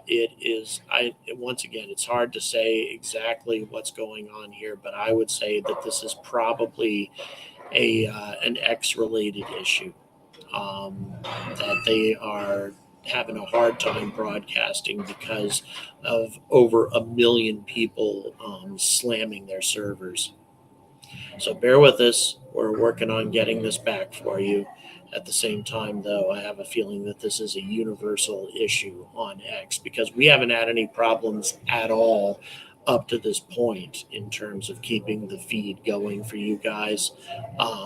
So I don't think that's any coincidence that we have well over 1 million people on X and we're having these broadcasting difficulties. Yeah, as you can see, we've also lost the telemetry. We've lost the broadcast from the capsule itself. We can still see the suit pressurization telemetry and such, and apparently we're still in the midst of cabin venting. So right now, we don't have any imagery from the Crew Dragon capsule, unfortunately. Again, this is because of ground station availability. SpaceX does not have access to all of the ground stations around the world in the NASA Deep Space Network. In many cases, they are relying on the support of private ground stations, such as the one at Goonhilly. Also, there's the National Space Center in Ireland that can provide this access as well.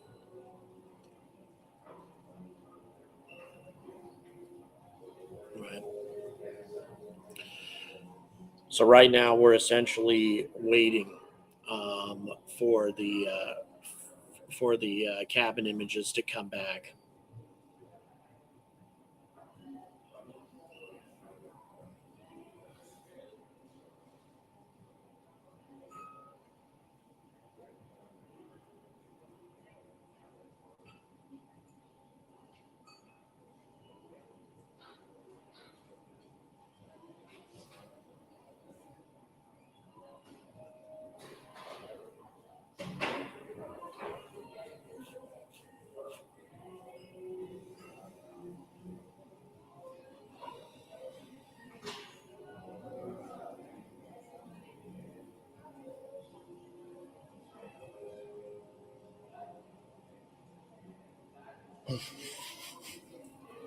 No, this isn't over. We just don't have imagery from inside the cabin right now. And they haven't opened the hatch yet. If they had, we would see that.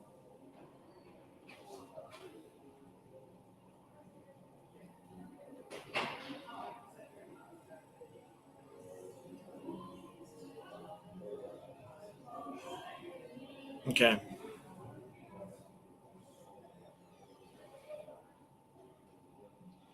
So, yeah, it is very difficult for us to hear anything that's going on right now. There's a ground station in India and South Africa that may pick up the signal at this point. But in any event, we did have imagery from inside the cabin for a considerable amount of time. Then we lost it. And it could be that we're going to have a hard time hearing anything that these folks are saying. You can hear the rush of that oxygen, the noise is just a bit overwhelming, actually. It just sounds like a howling, hissing noise that just blots out everything else that they're saying. So we may not get a lot of useful information out of this, out of whatever they're communicating, but still, as the cabin imagery comes back, we'll be able to get at least visuals of what's going on. Once we have a ground station that can provide them with telemetry or an access. Keep in mind also, as they're flying over some regions of the world, there really aren't any ground stations available to Western space flight organizations, because there's such a huge expanse of Asia that's essentially Russian or Chinese controlled. And so so getting coverage in those regions is a bit challenging, especially now. It used to be that there was more cooperation between the West and Russia and China, for that matter, for these types of communications, but not as much these days.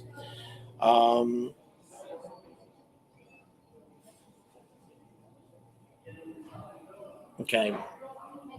The view that we had previously was our Dragon tracker, which if you want to see where Dragon is, you can actually look that up as well.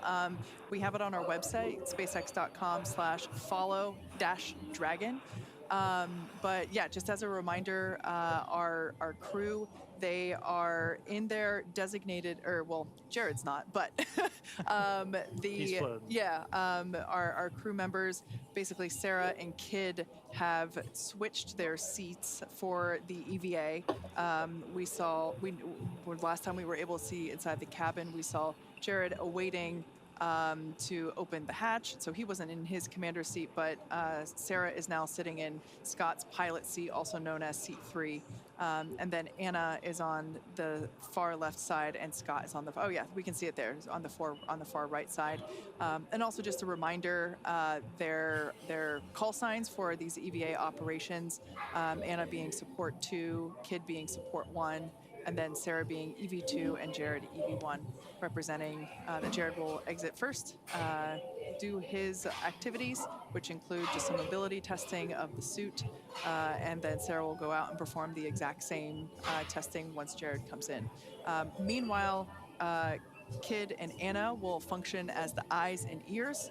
They will be performing their own list of operations during, or their own list of tasks during the EVA. So while Sarah and Jared are going to be the ones that are, partially egressing the capsule once that forward door is open, Kid and Anna will also be performing an EVA in their own right. Right, and we talked about it earlier, first time for people exposed to the vacuum of space. Like there's a lot of firsts in this. That's going to be a really cool first, not just for us and Dragon. But we are going to be getting views back really soon. We're, again, just in that final pre-breathe step right now. And then we're going to start venting Dragon down to near vacuum. So we're going to have a couple of different valves that are going to open up. And the atmosphere inside Dragon is going to start going overboard out into the vacuum of space. Now, crew, the ground, they can control, they can pause that cabin venting if they need to. We can pause and resume. The most likely reason is for ear equalization, is again, you're going through a lot of pressure changes anytime you do a spacewalk. And so if you've ever flown on an airplane and your ears popped, you've experienced just a little bit of what they might be going through right now. Once we start cabin venting, if we terminate or abort the spacewalk during that venting, we cannot start again. We talked a little bit earlier about how consumables are like the thing that really drives you. And for us, we don't have great big airlock with this, with a full station's worth of oxygen and stuff like that. So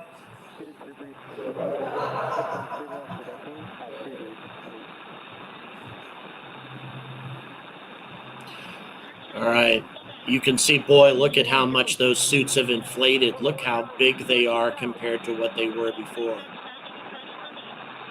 Copy, initiating cabin venting. There we go. That is great. Okay, so we got cabin venting going on right now. That breathing of increase. Keep in mind, we're 15 minutes into the spacewalk already. They have an hour and 45 minutes to complete everything else that they have left. So now we're going to vent the cabin.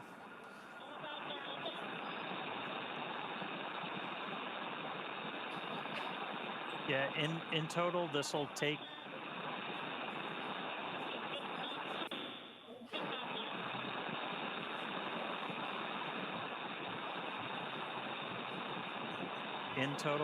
about 8 minutes, and you can, the graphics you see on your screen, that's live telemetry, everybody. So you can see the pressure inside Dragon starting to tick down. You're going to see the suit pressure tick down as well, is what we're really trying to maintain is a pressure differential. And so with these suits, we're going to be hovering right around 5 or so. You might see about 4.9 to 5.1, 5.2. It'll be about 4.9, and then we'll probably see it go up a little bit when they reinitiate the secondary flow for cooling. Copy 7. Yeah, those suits are way puffier now. Yeah, Dan, and you talked about that, about 5 PSIs what the suit will be. We're actually a little bit lower in the EMU. Yeah. And so we've talked a lot about mobility. That difference between we're at 4.2 and they're going to be at 5, it can actually make quite a bit of difference just in how hard it can be to move the suit around, et cetera. Yeah, this crew got to, and that's something we can simulate, in a vacuum chamber, or even just in 14.7. You can simulate that differential pressure. Getting calls from the crew, they're monitoring along. EV1's good.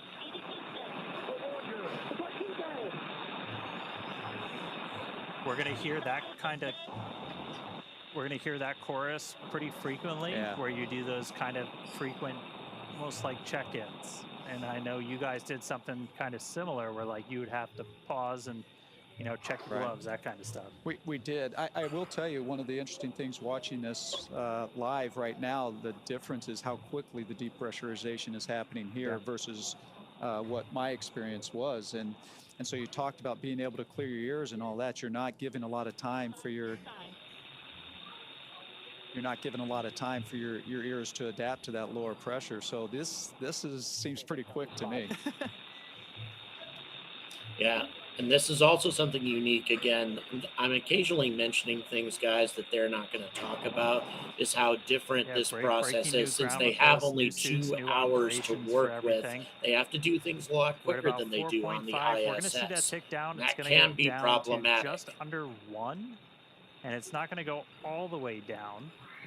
And then what we'll actually see is we've got a capability to open the hatch automatically. We've got a motor in it, but Jared's actually going to unlatch it, and he's going to give it a little tug to kind of break the seal, break any of the kind of the stiction in the hatch itself, and that's going to kind of take the capsule down to its final vent before Sarah, who's at the displays, she's going to command the hatch to actually open. Yeah, that's a good point. And you know, there will be slightly more pressure inside the capsule, so really just helping. Pressures look good. SpaceX copies 4. Thank you, Steve. I Jared appreciate really it. Can't open the hatch all in one fluid motion, so we will see him release that pressure slightly before being able to open it completely. And I think one of the important things, you guys, I think it talked earlier about you put some more restraint devices inside the capsule from when I flew on it. And that's extremely important because there's going to be some force that Jared's going to have to be pulling down on, and he needs to be able to anchor his feet somehow. Otherwise, he's going to pull and it's not going to go anywhere. And so the new restraint devices in there, we're going to see how important that's going to become here when he tries to open that hatch. Yeah. Yeah, that's one of the things that's why we have Skywalker out there. We've talked about how kind of similar to Gemini when they were first kind of stressing their legs, but important to remember we've got that 50 or 60 years of spaceflight history that we're able to draw on. These are new suits. This is a new operation. This is to, you know, work out all the kinks and really test this for the first time.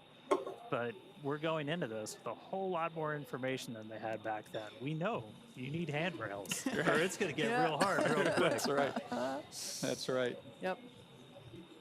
We did also hear Dragon's moving into its EVA orientation. Essentially, we're going to point the trunk at the sun under 3 psi.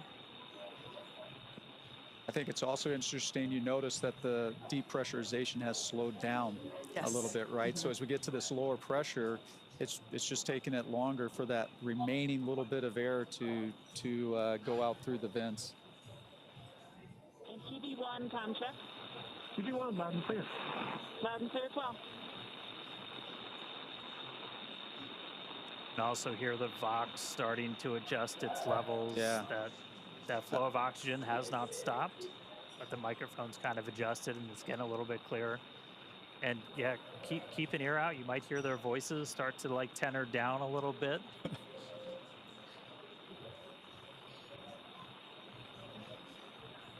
I do think that's an important point, Dan, that how important comm is, right? And when it's compromised a little bit just by that extra airflow and the Vox not keeping up with it right away, how challenging it was just to hear those calls, and they can be some pretty important calls. So comm is just critical. We can see Dragon capsule now approaching close to 2 psia. Like Dan mentioned earlier, that's going to get to just under 1. It's incredible to think that, you know, the Dragon capsule in all of its power and glory and awesomeness, the new capsule is around their bodies, right? Yeah. That is what is going to protect them from the vacuum of space. And by the way, at 2 you know, psia that she just mentioned, that is the equivalent pressure at an altitude of between 45,000 and 50,000 feet.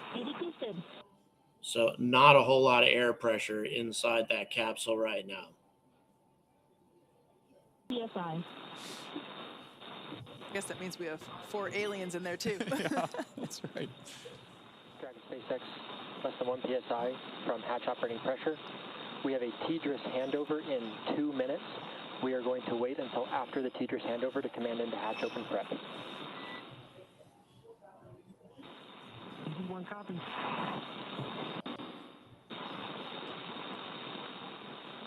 And So- yeah, I think you heard that, the TDRS handover. So there's going to be a short period of time there where they're out of comm, and it's kind of interesting because we're at a very critical phase as well. And so you want to make sure you have all the data and the ability to talk to the astronauts before you actually take that next critical step.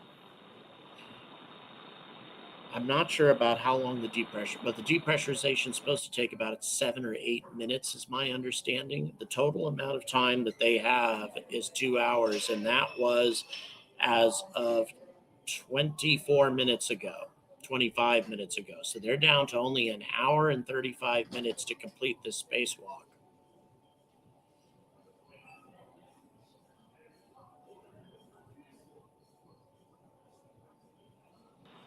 We do use like some of the same ones that you guys use to like pressure. Andrew, my understanding is no, they're not going to be attempting to reboost the Hubble.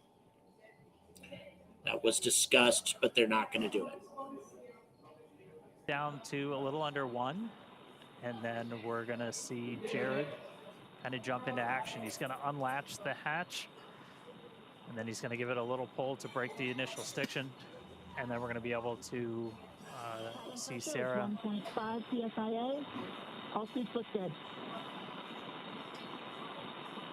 We're down to about the air pressure That's at one thing to note, 55,000 feet feet through this currently. pretty quickly. We did have the capability to pause if any of the 4 crew members needed to take a moment to, let their ears come to equilibrium or just kind of get comfortable again. We did have that option, but everything has been going really well so far. We haven't had to pause cabin venting. And if you're just tuning in, heck of a time to do it. Daniel will try. Producer, are you back? 28 minutes into the spacewalk today, which again, that started when we started. Oh, okay. Flowing O2 to the suits of these crew members. That was at 3:12 Pacific, 10:12 UTC. We just heard that Dragon's now in its EVA attitude. Handover complete.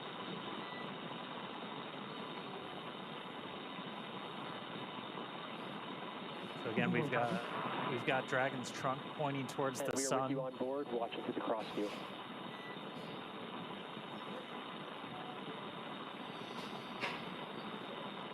That was SpaceX core Arthur Berrialt, just letting the crew know that where the cameras are on inside and basically which camera is looking at them. It's so fun to hear Arthur's voice because he was actually a part of our mission as well. In fact, Arthur was an intern. Started out as an intern when we were first starting the training, and so now to see him as a core and is pretty neat. Very similar to Sarah, who also started as an intern. Yes, yeah.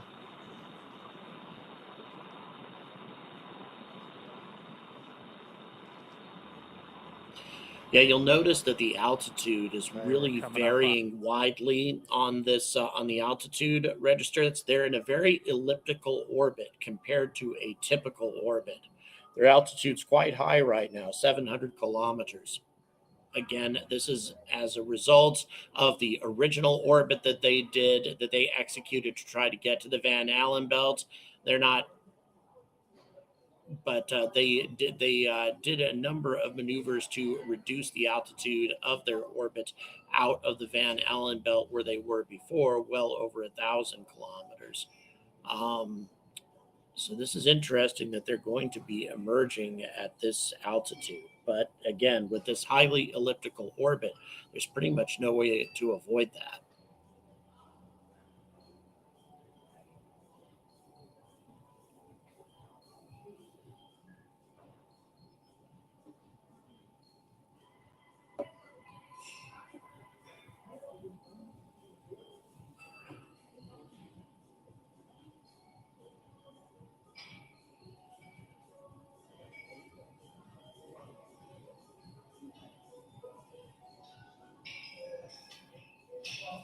Here we go. We are now, the air pressure inside Dragon is about the equivalent at 65,000 feet altitude. So very, very thin atmosphere in there, but still not total vacuum. So we're probably going to see a pressure change when they open the hatch. Because I think there's a little atmosphere inside. Not much, but a little. Dragon SpaceX, we're in EVA hatch open prep. Confirm crew ready to open hatch. Here we go. That is great news.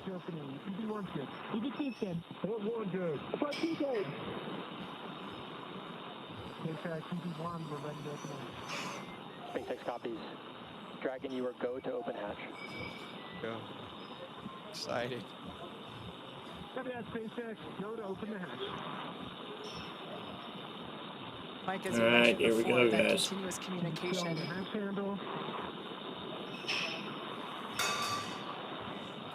Oh, yeah. As you can hear, we do have a crowd gathering outside of Mission Control here in Hawthorne. Let's hold on that, producer. In their excitement, somebody dropped a cup. We can see our commander, Jared Isaacman, now turning the crank, which allows the that top hatch to open. We'll see him give it. And you saw that pressure drop off to almost nothing there at the bottom left. As now the ship has, and now we are down to total vacuum inside Dragon.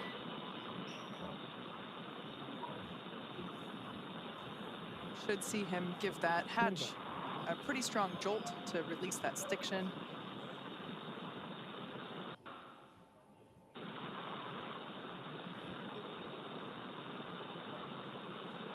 Really appreciate everybody joining us today here on The Angry Astronaut as we cover this historic moment.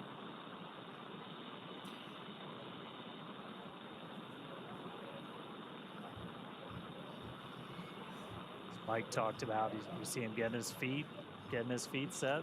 That's right. Right. He has to brace himself properly because he has no gravity to help him, no body weight. And you'd ask if I'd gotten open the hatch. So when you go out as EV1, just like Jared here as EV1, that's typically the role for you is to open that hatch. And you guys have to draw straws, fight over who gets it. It's exciting. It is. It's very exciting. Yeah.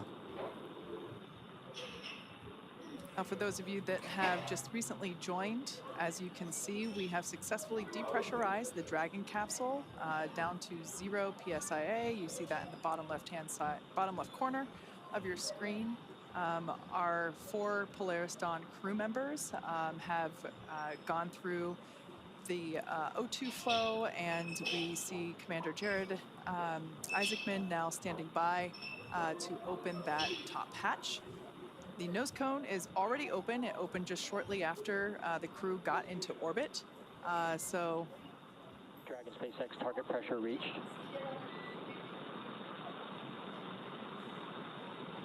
Copy that, SpaceX. I'm unseating the hatch now.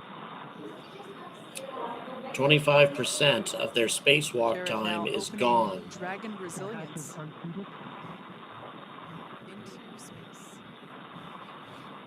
So you saw some motion on the hatch. Again, he's just giving it kind of that initial tug. And then Sarah gets to push the button to swing that hatch open.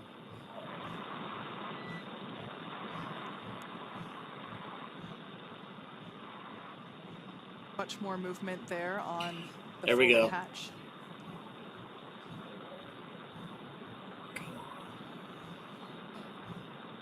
This must be pretty exciting for Jared because that center part of Dragon SpaceX, that's a good brace. We're going to have you repeat the operation. Center of the hatch actually has a window. SpaceX, the hatch is unseated. Copy. Let's give it another pull. The hatch is several inches inside from the green light. Copy. We see it.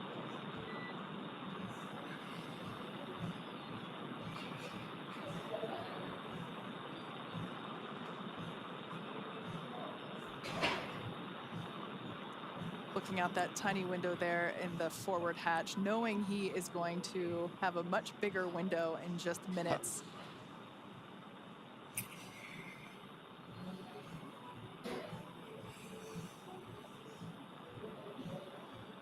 Can't imagine the patience that he has to have right now as he waits to go through the proper procedures to get that hatch out of his way. Dragon SpaceX complete. Kind of guy who could eat one salted EV1 peanut. return to seat. And EV1 copy, transitioning back under the display.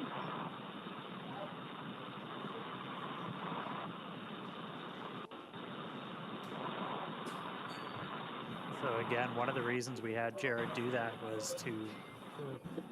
Dragon SpaceX, we're actually watching that hatch. We're going to have you repeat the last operation. Sounds like they're going to have him repeat them. One of the reasons we're doing that is just to kind of vent any of that residual atmosphere. They seem to have to repeat the process of getting the hatch open. Again, there may be some concern, as they mentioned, of there being some atmosphere still lingering they need to get rid of. Said that we can open the hatch. Opening the hatch manually. We could open the hatch. We could open the hatch automatically, or we can do it manually. And so they just gave Jared the go to open that hatch manually. So we just went out of ground station reach, so we'll get the views back. Wow. And unfortunately, we lost a ground station at a really big important time. And hopefully we see it. Yeah, hopefully we see a hatch open. The hatch is open. SpaceX copies, hatch open. Hatch is open, and we don't get to That see is it. Bummer. fantastic news Bummer, for those but... that... SpaceX EV1, I'm looking at the seals. Initial view looks pretty good. I don't see any bulges or indentations. Copy on hatch seal report.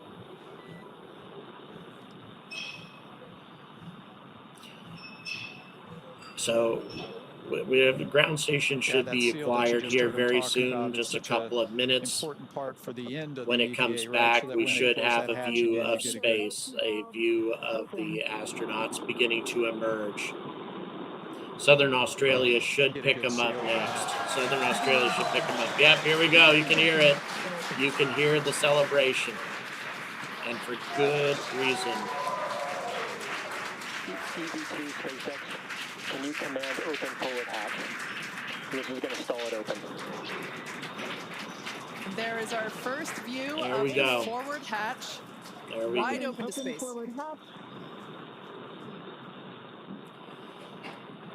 Yeah. Looks like Jared has already gone straight out of the capsule. You didn't waste any damn time. If you just jumped in, we are Is he 38 still there? minutes into today's spacewalk. So he's still there. and Okay, hatch looks like is he just shifted open out of the way. on Oh, there's our First view. from the There's our helmet view. cam, Okay. Looking Thought we only out. saw 3 Dragon people. SpaceX, we see it stalled. EV1 is go to continue. All right. That structure you see there is... Check for egress. EV1,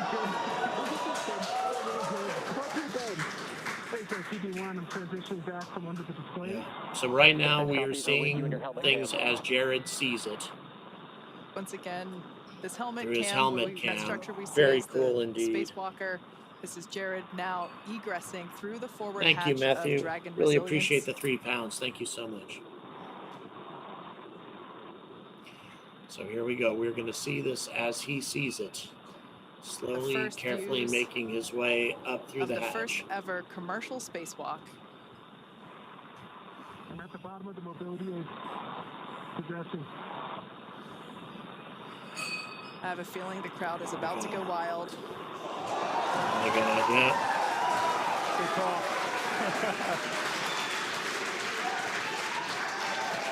Yeah. Oh, gorgeous.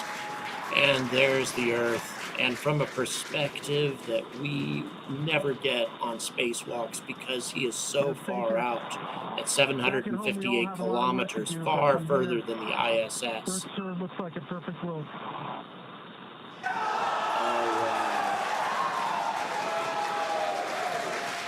Nice, SpaceX. EV1, I'm going to step into Yeah. Matrix 1. That hopefully is the end of the flat Earth movement. Oh, what a beautiful view there. What a beautiful view there.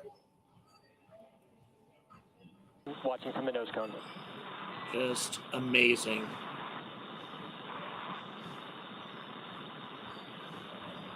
Up, down, left, and right are 3s.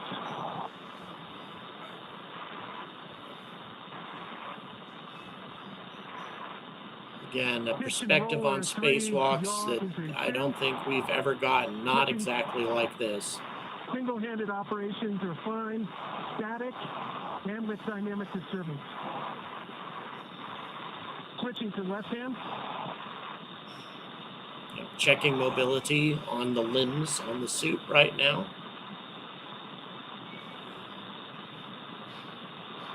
And as you can see, always maintaining that point of contact with the Skywalker, down, with left the and handrails, right, whatever you want to call them. Maybe a 2.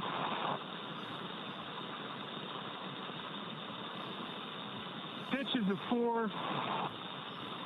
Roll is a 2. Yaw is a 2. So these are the suit mobility checks that Jared is Single-handed performing. operations, dynamic and with disturbance are all adequate. Test matrix 1 complete. HUD check, 5.3 psi, 48% RH, 33.9 Celsius. SpaceX copies test matrix 1 and HUD readout. Wow, just fantastic. Crew ops check, EV1's good. EV2's good. Port 1 good. Port 2 good. Okay, stepping into vertical translation. We're going to start with the horizontal bars.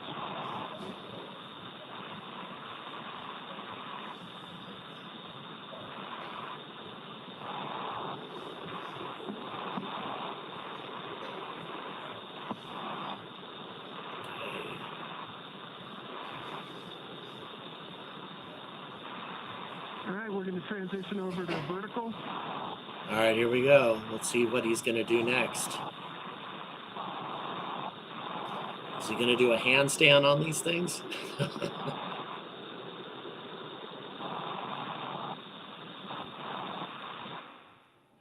Transitioning, unfortunately, to tonight. Horizontal are equally workable, slightly favors horizontal. I'm going to do a max reach. Left hand's at the top of the mobility aid. At the midpoint. You have good video?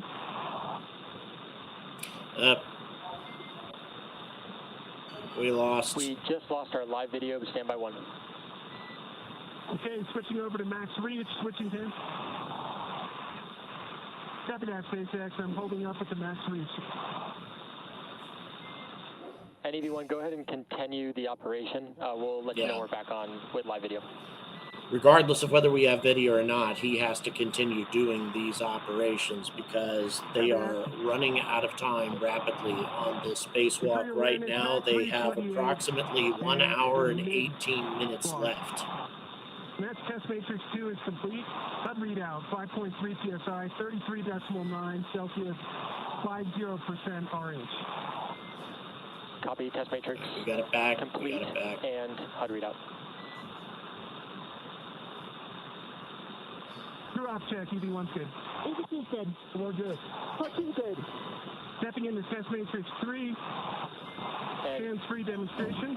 EV1 SpaceX for ingress time. Go, SpaceX. Recommended ingress time of O2 flow plus 7 minutes.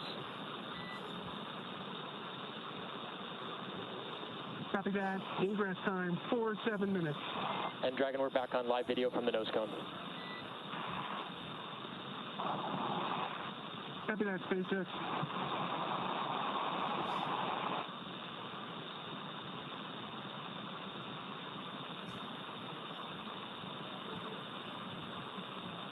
Okay, what you gonna do now, Jared?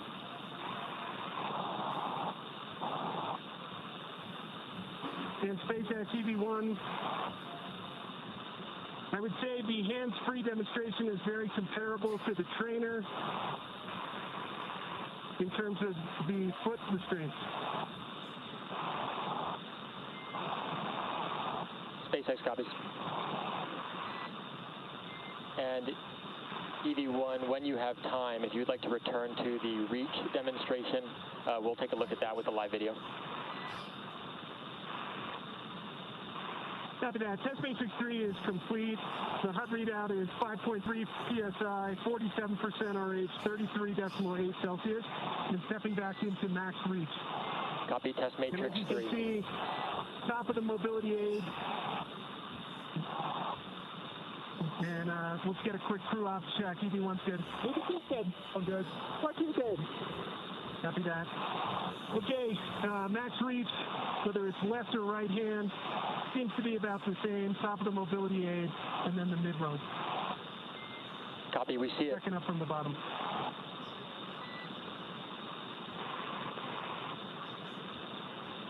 Any go back, SpaceX?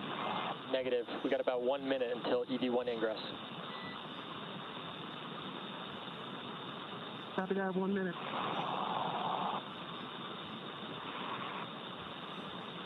Looks gorgeous.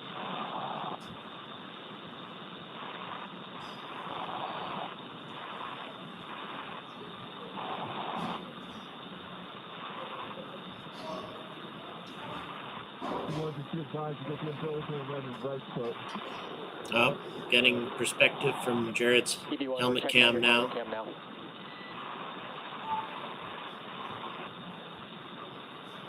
Fascinating. Well, I'm checking out your nose cone right now. And looks pretty good. Copy, we'll return to nose cone. See you looking at us.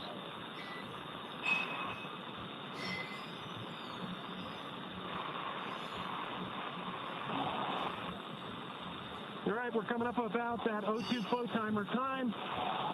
Crew check for ingress. EV1's good. EV2's good. O2 good. All right. SpaceX EV1. Congrats for the huge team effort that it took to get us to this point. We know it's just the start. And I'm transitioning back into the vehicle.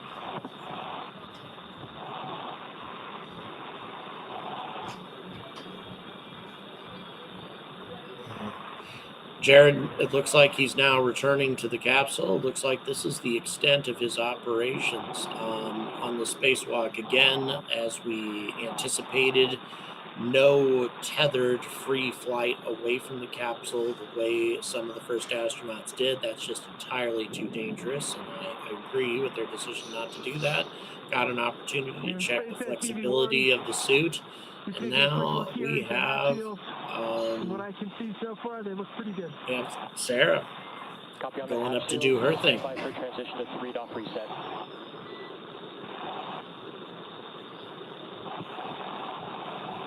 Copy that, SpaceX. Good.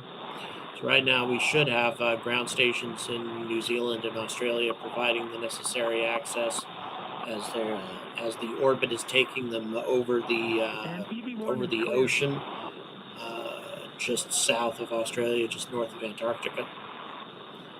So as we are approaching hour 1 of the spacewalk being gone, we're 13 minutes away from the first hour of the spacewalk being complete. Inside. So now Sarah needs to do her thing. Through what's called the test matrix. It's basically just a bunch of maneuvers using different hands, using the foot mobility. 3-off reset is in progress. Calling out numbers. Right now, though, we're doing, you just heard Arthur call up 3-off reset, so we didn't use any of the forward thrusters while Jared was out there. We're re-enabling them, putting us back in our perfect attitude before Sarah gets ready to go out the door. Fun thing to note, it's still not a perfect vacuum inside a Dragon. It's an open loop system, so oxygen is kind of getting dumped into the cabin as this is going on. So you got a higher pressure in Dragon than you have outside. So we're not worried about thruster floating. Yeah, now you mentioned Sarah, just like Jared, she will have 10 to 15 minutes outside, perform those same sets of mobility tests as Jared. Like we heard the Corps do with EV1, they will call out when there's 1 minute remaining. SpaceX, attitude reset complete. EV2, go for egress. Here we go. So now it's Sarah's turn to do her thing. To proceed. Crew check for EV2 egress. EV1's good. EV2's good. All good. What 2 good? EV2 is going to go stand in the door and then step outside. Now this test matrix that Jared just performed and the one that Sarah's about to perform, they have both committed to memory in order to execute these. We saw it being done pretty efficiently. I can't believe how quickly that time went by. Mike, we were talking about how your spacewalks were hours and these guys only have 10 to 15 minutes and it just like that. Yeah, it can go pretty quick, and but fortunately, Looks good. I I see a little bit of a bulge between 14 and 13.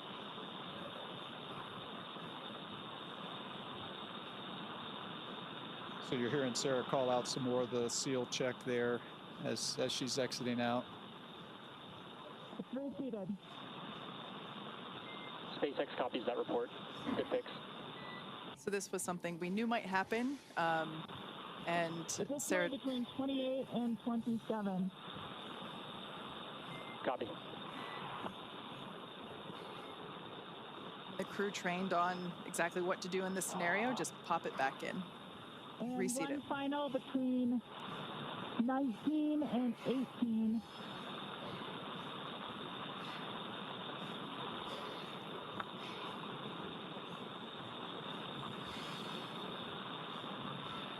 That might be best reseated with hatch closure. Thank you, BJ Tura. Thanks so much for your copies. support. Can you Really repeat the appreciate location? it. EVA complete.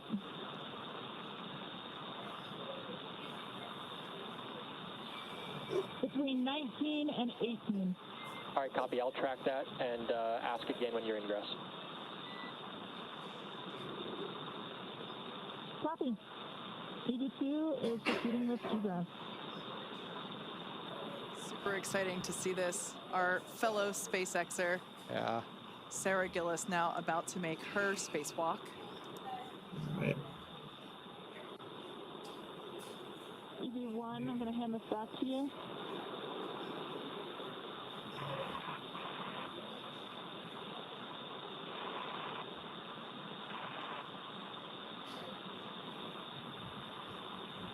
Like we mentioned, Sarah will be performing the same set of mobility tests. So we will do the same. Try to stand by and listen to those comms.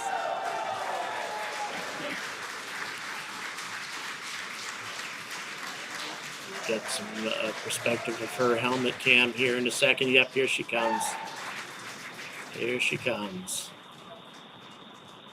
One of two women who have traveled further away from our planet than any women in human history. I mean, I said it before. A lot of us work here because we want to do this. All right, stepping into test matrix 1 for single-handed mobility. Really cool to see one of our own out there. That's Now, awesome. time for her to do her thing. Same maneuvers, same flexibility, but it's important to see how women's, especially women's upper bodies, generally not nearly as strong as men's, and how well they can handle the resistance and the lack of flexibility in a spacesuit. Have to get perspective from both sides, something that we haven't had nearly enough of in the history of spaceflight. That's why the current spacesuits on the ISS are not designed for women. They are all designed for men. One of the big reasons that women have such a hard time carrying out any sorts of repairs or any other work on the ISS is their gloves are too big for their hands. Women's hands, of course, almost always being smaller than men's hands, and so they can't do a lot of the fine manipulation that needs to be done. And it's been so long that NASA has been struggling with this problem.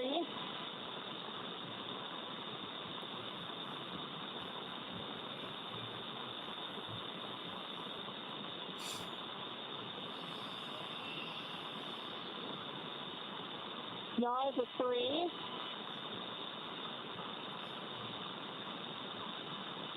Roll is a 4.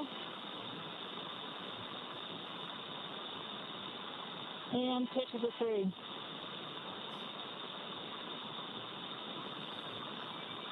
Very good quote, ASN, from Yuri Gagarin. Very good quote indeed.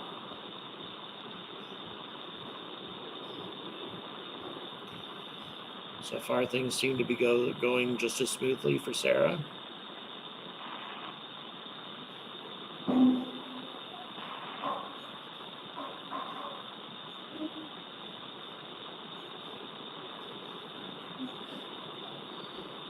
We have an hour and 6 minutes of life support left for this spacewalk. They probably have a little bit more built into it, but still. Stepping into vertical translation. SpaceX copies. And EV2 for awareness, we're tracking an ingress time at O2 flow, 5-9 minutes.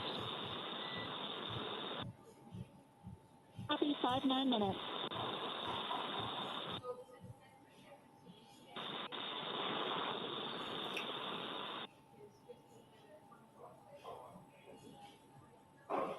Is Sarah done? Horizontal bars are definitely preferred.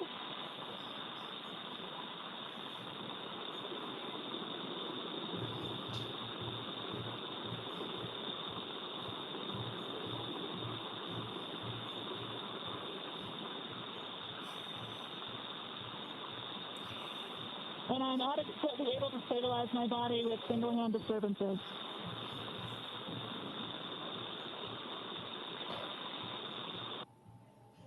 Clear for both left and right.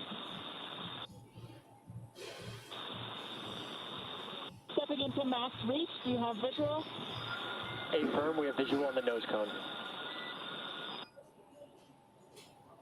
Copy from bar 4 to bar 2, from top down. Folks, I appreciate the huge audience that we have right now, and I'm not terribly surprised though, because this is a big event. From bar 2 up to bar 4. Lost cameras again for a moment. We'll see if they can pick that back up. Again, they have to keep pushing on regardless of whether we have visuals or not, because they've only got an hour and 4 minutes left on this. Wow, Rich, thank you so much. You're welcome for all the coverage I get. Thank you so much. Your third ever super chat. I'm honored that you decided to make it here. We are trying to do a fix on the feed to give a slightly better quality than what we had before, especially now that the cameras are down because of lack of ground station availability.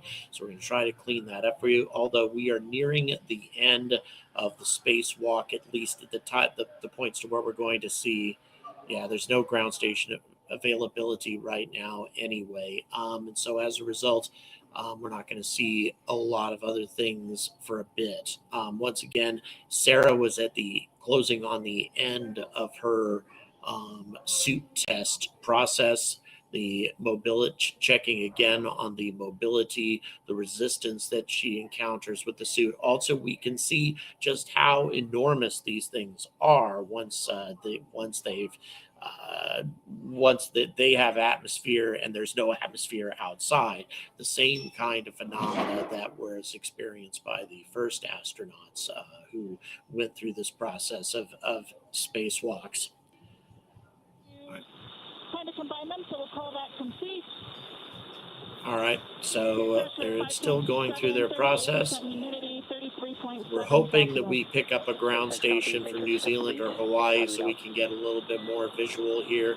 But still, this has been going really, really well. I mean, again, wisely, they're being very conservative about all of this. We're not seeing that kind of crazy free flying tethered to the capsule, by a string kind of thing that the Gemini astronauts used to do, which, by the way, would almost always run into some significant problems. And one of the reasons why, it's a lesson that they learned a long time ago on those missions, was to always have a point of connection, a point of contact with the capsule or with a space station. And so as a result, every time you see spacewalks on the ISS, you'll see that they are doing hand over hand, connecting from one rung to the next, a very methodical process. The only way that they drift away from the station is if they have access to a mobility capability in their suit. Wow, thank you so much. Really appreciate it for your first ever super chat, $5 Australian. Thank you, Cat Prague. Really, really appreciate it. Yes, happy. We had 2 first-time super chat contributors. Thank you so much, guys. I'm honored that you decided to contribute to this channel. And in A Films, we're still waiting again.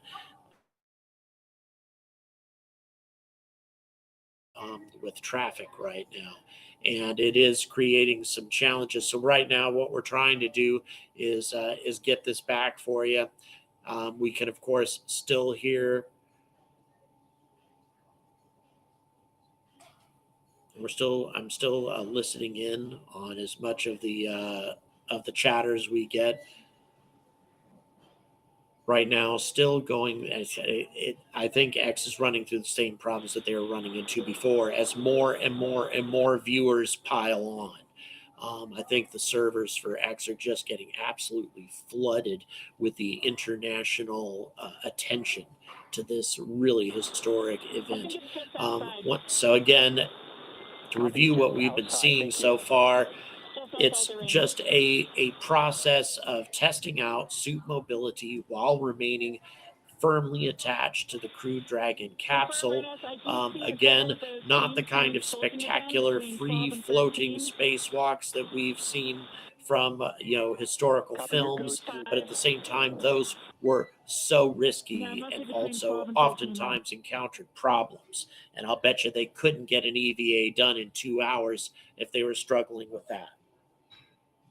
Steve, thank you so much for the tenor. These numbers being called out represent the location around. Really appreciate the tenor. Thank you so much, Steve. Yeah, the location around the circular hatch, just identifying where these bulges are. So Sarah's now reseating that seal. Not quite able to reach the back one, so we'll proceed with.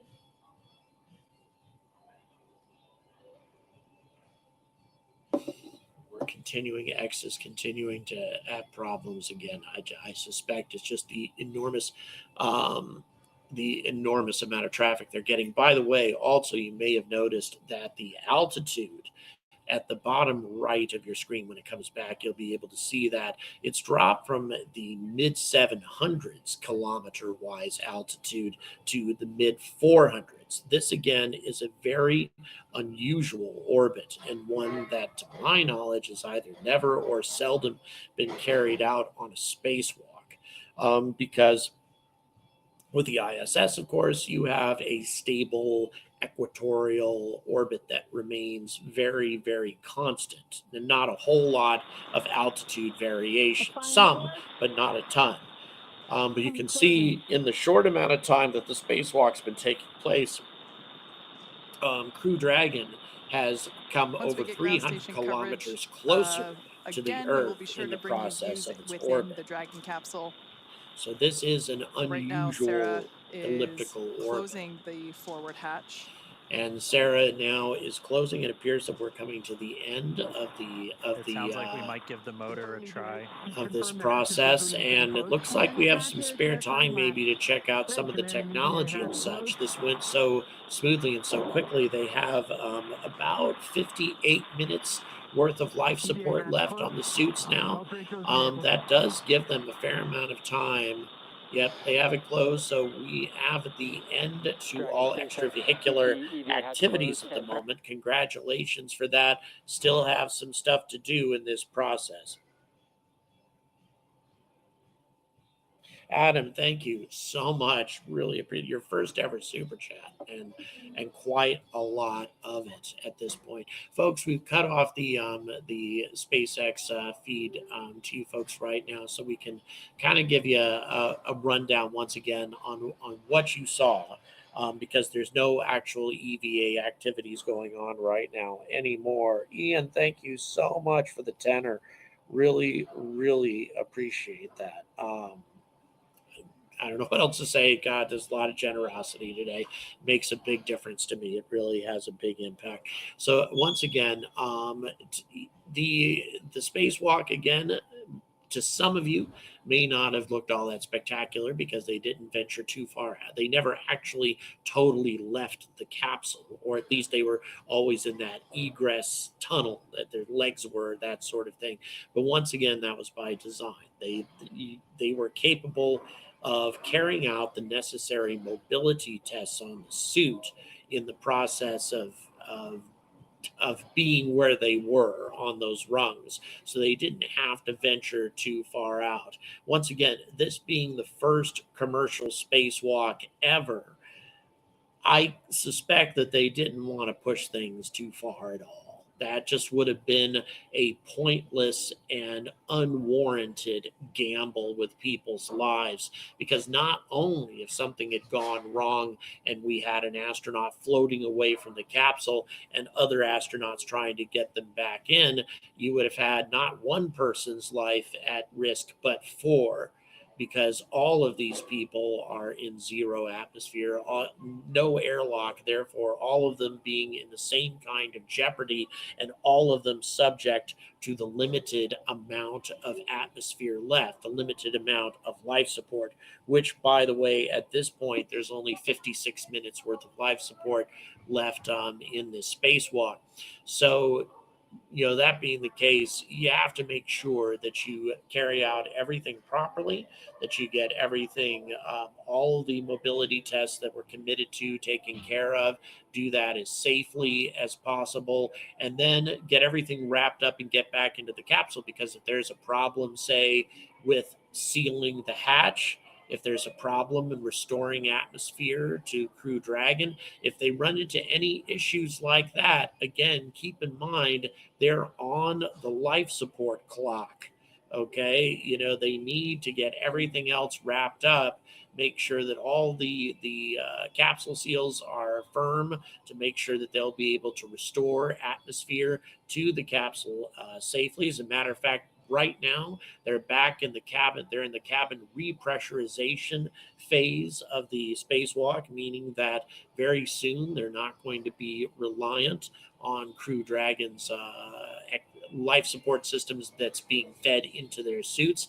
Again, the more of a time to spare, that they get at the end of this process, the better. So I have to admit, I was a little worried. I was kind of wondering, if Jared would get caught up in the excitement of the moment and perhaps try to venture a little bit further out of the capsule. He's invested tens of millions of dollars in this mission. And of course, you're out in space, you're seeing the Earth, you see all that spectacular stuff. Would he have tried to push the envelope a little bit further?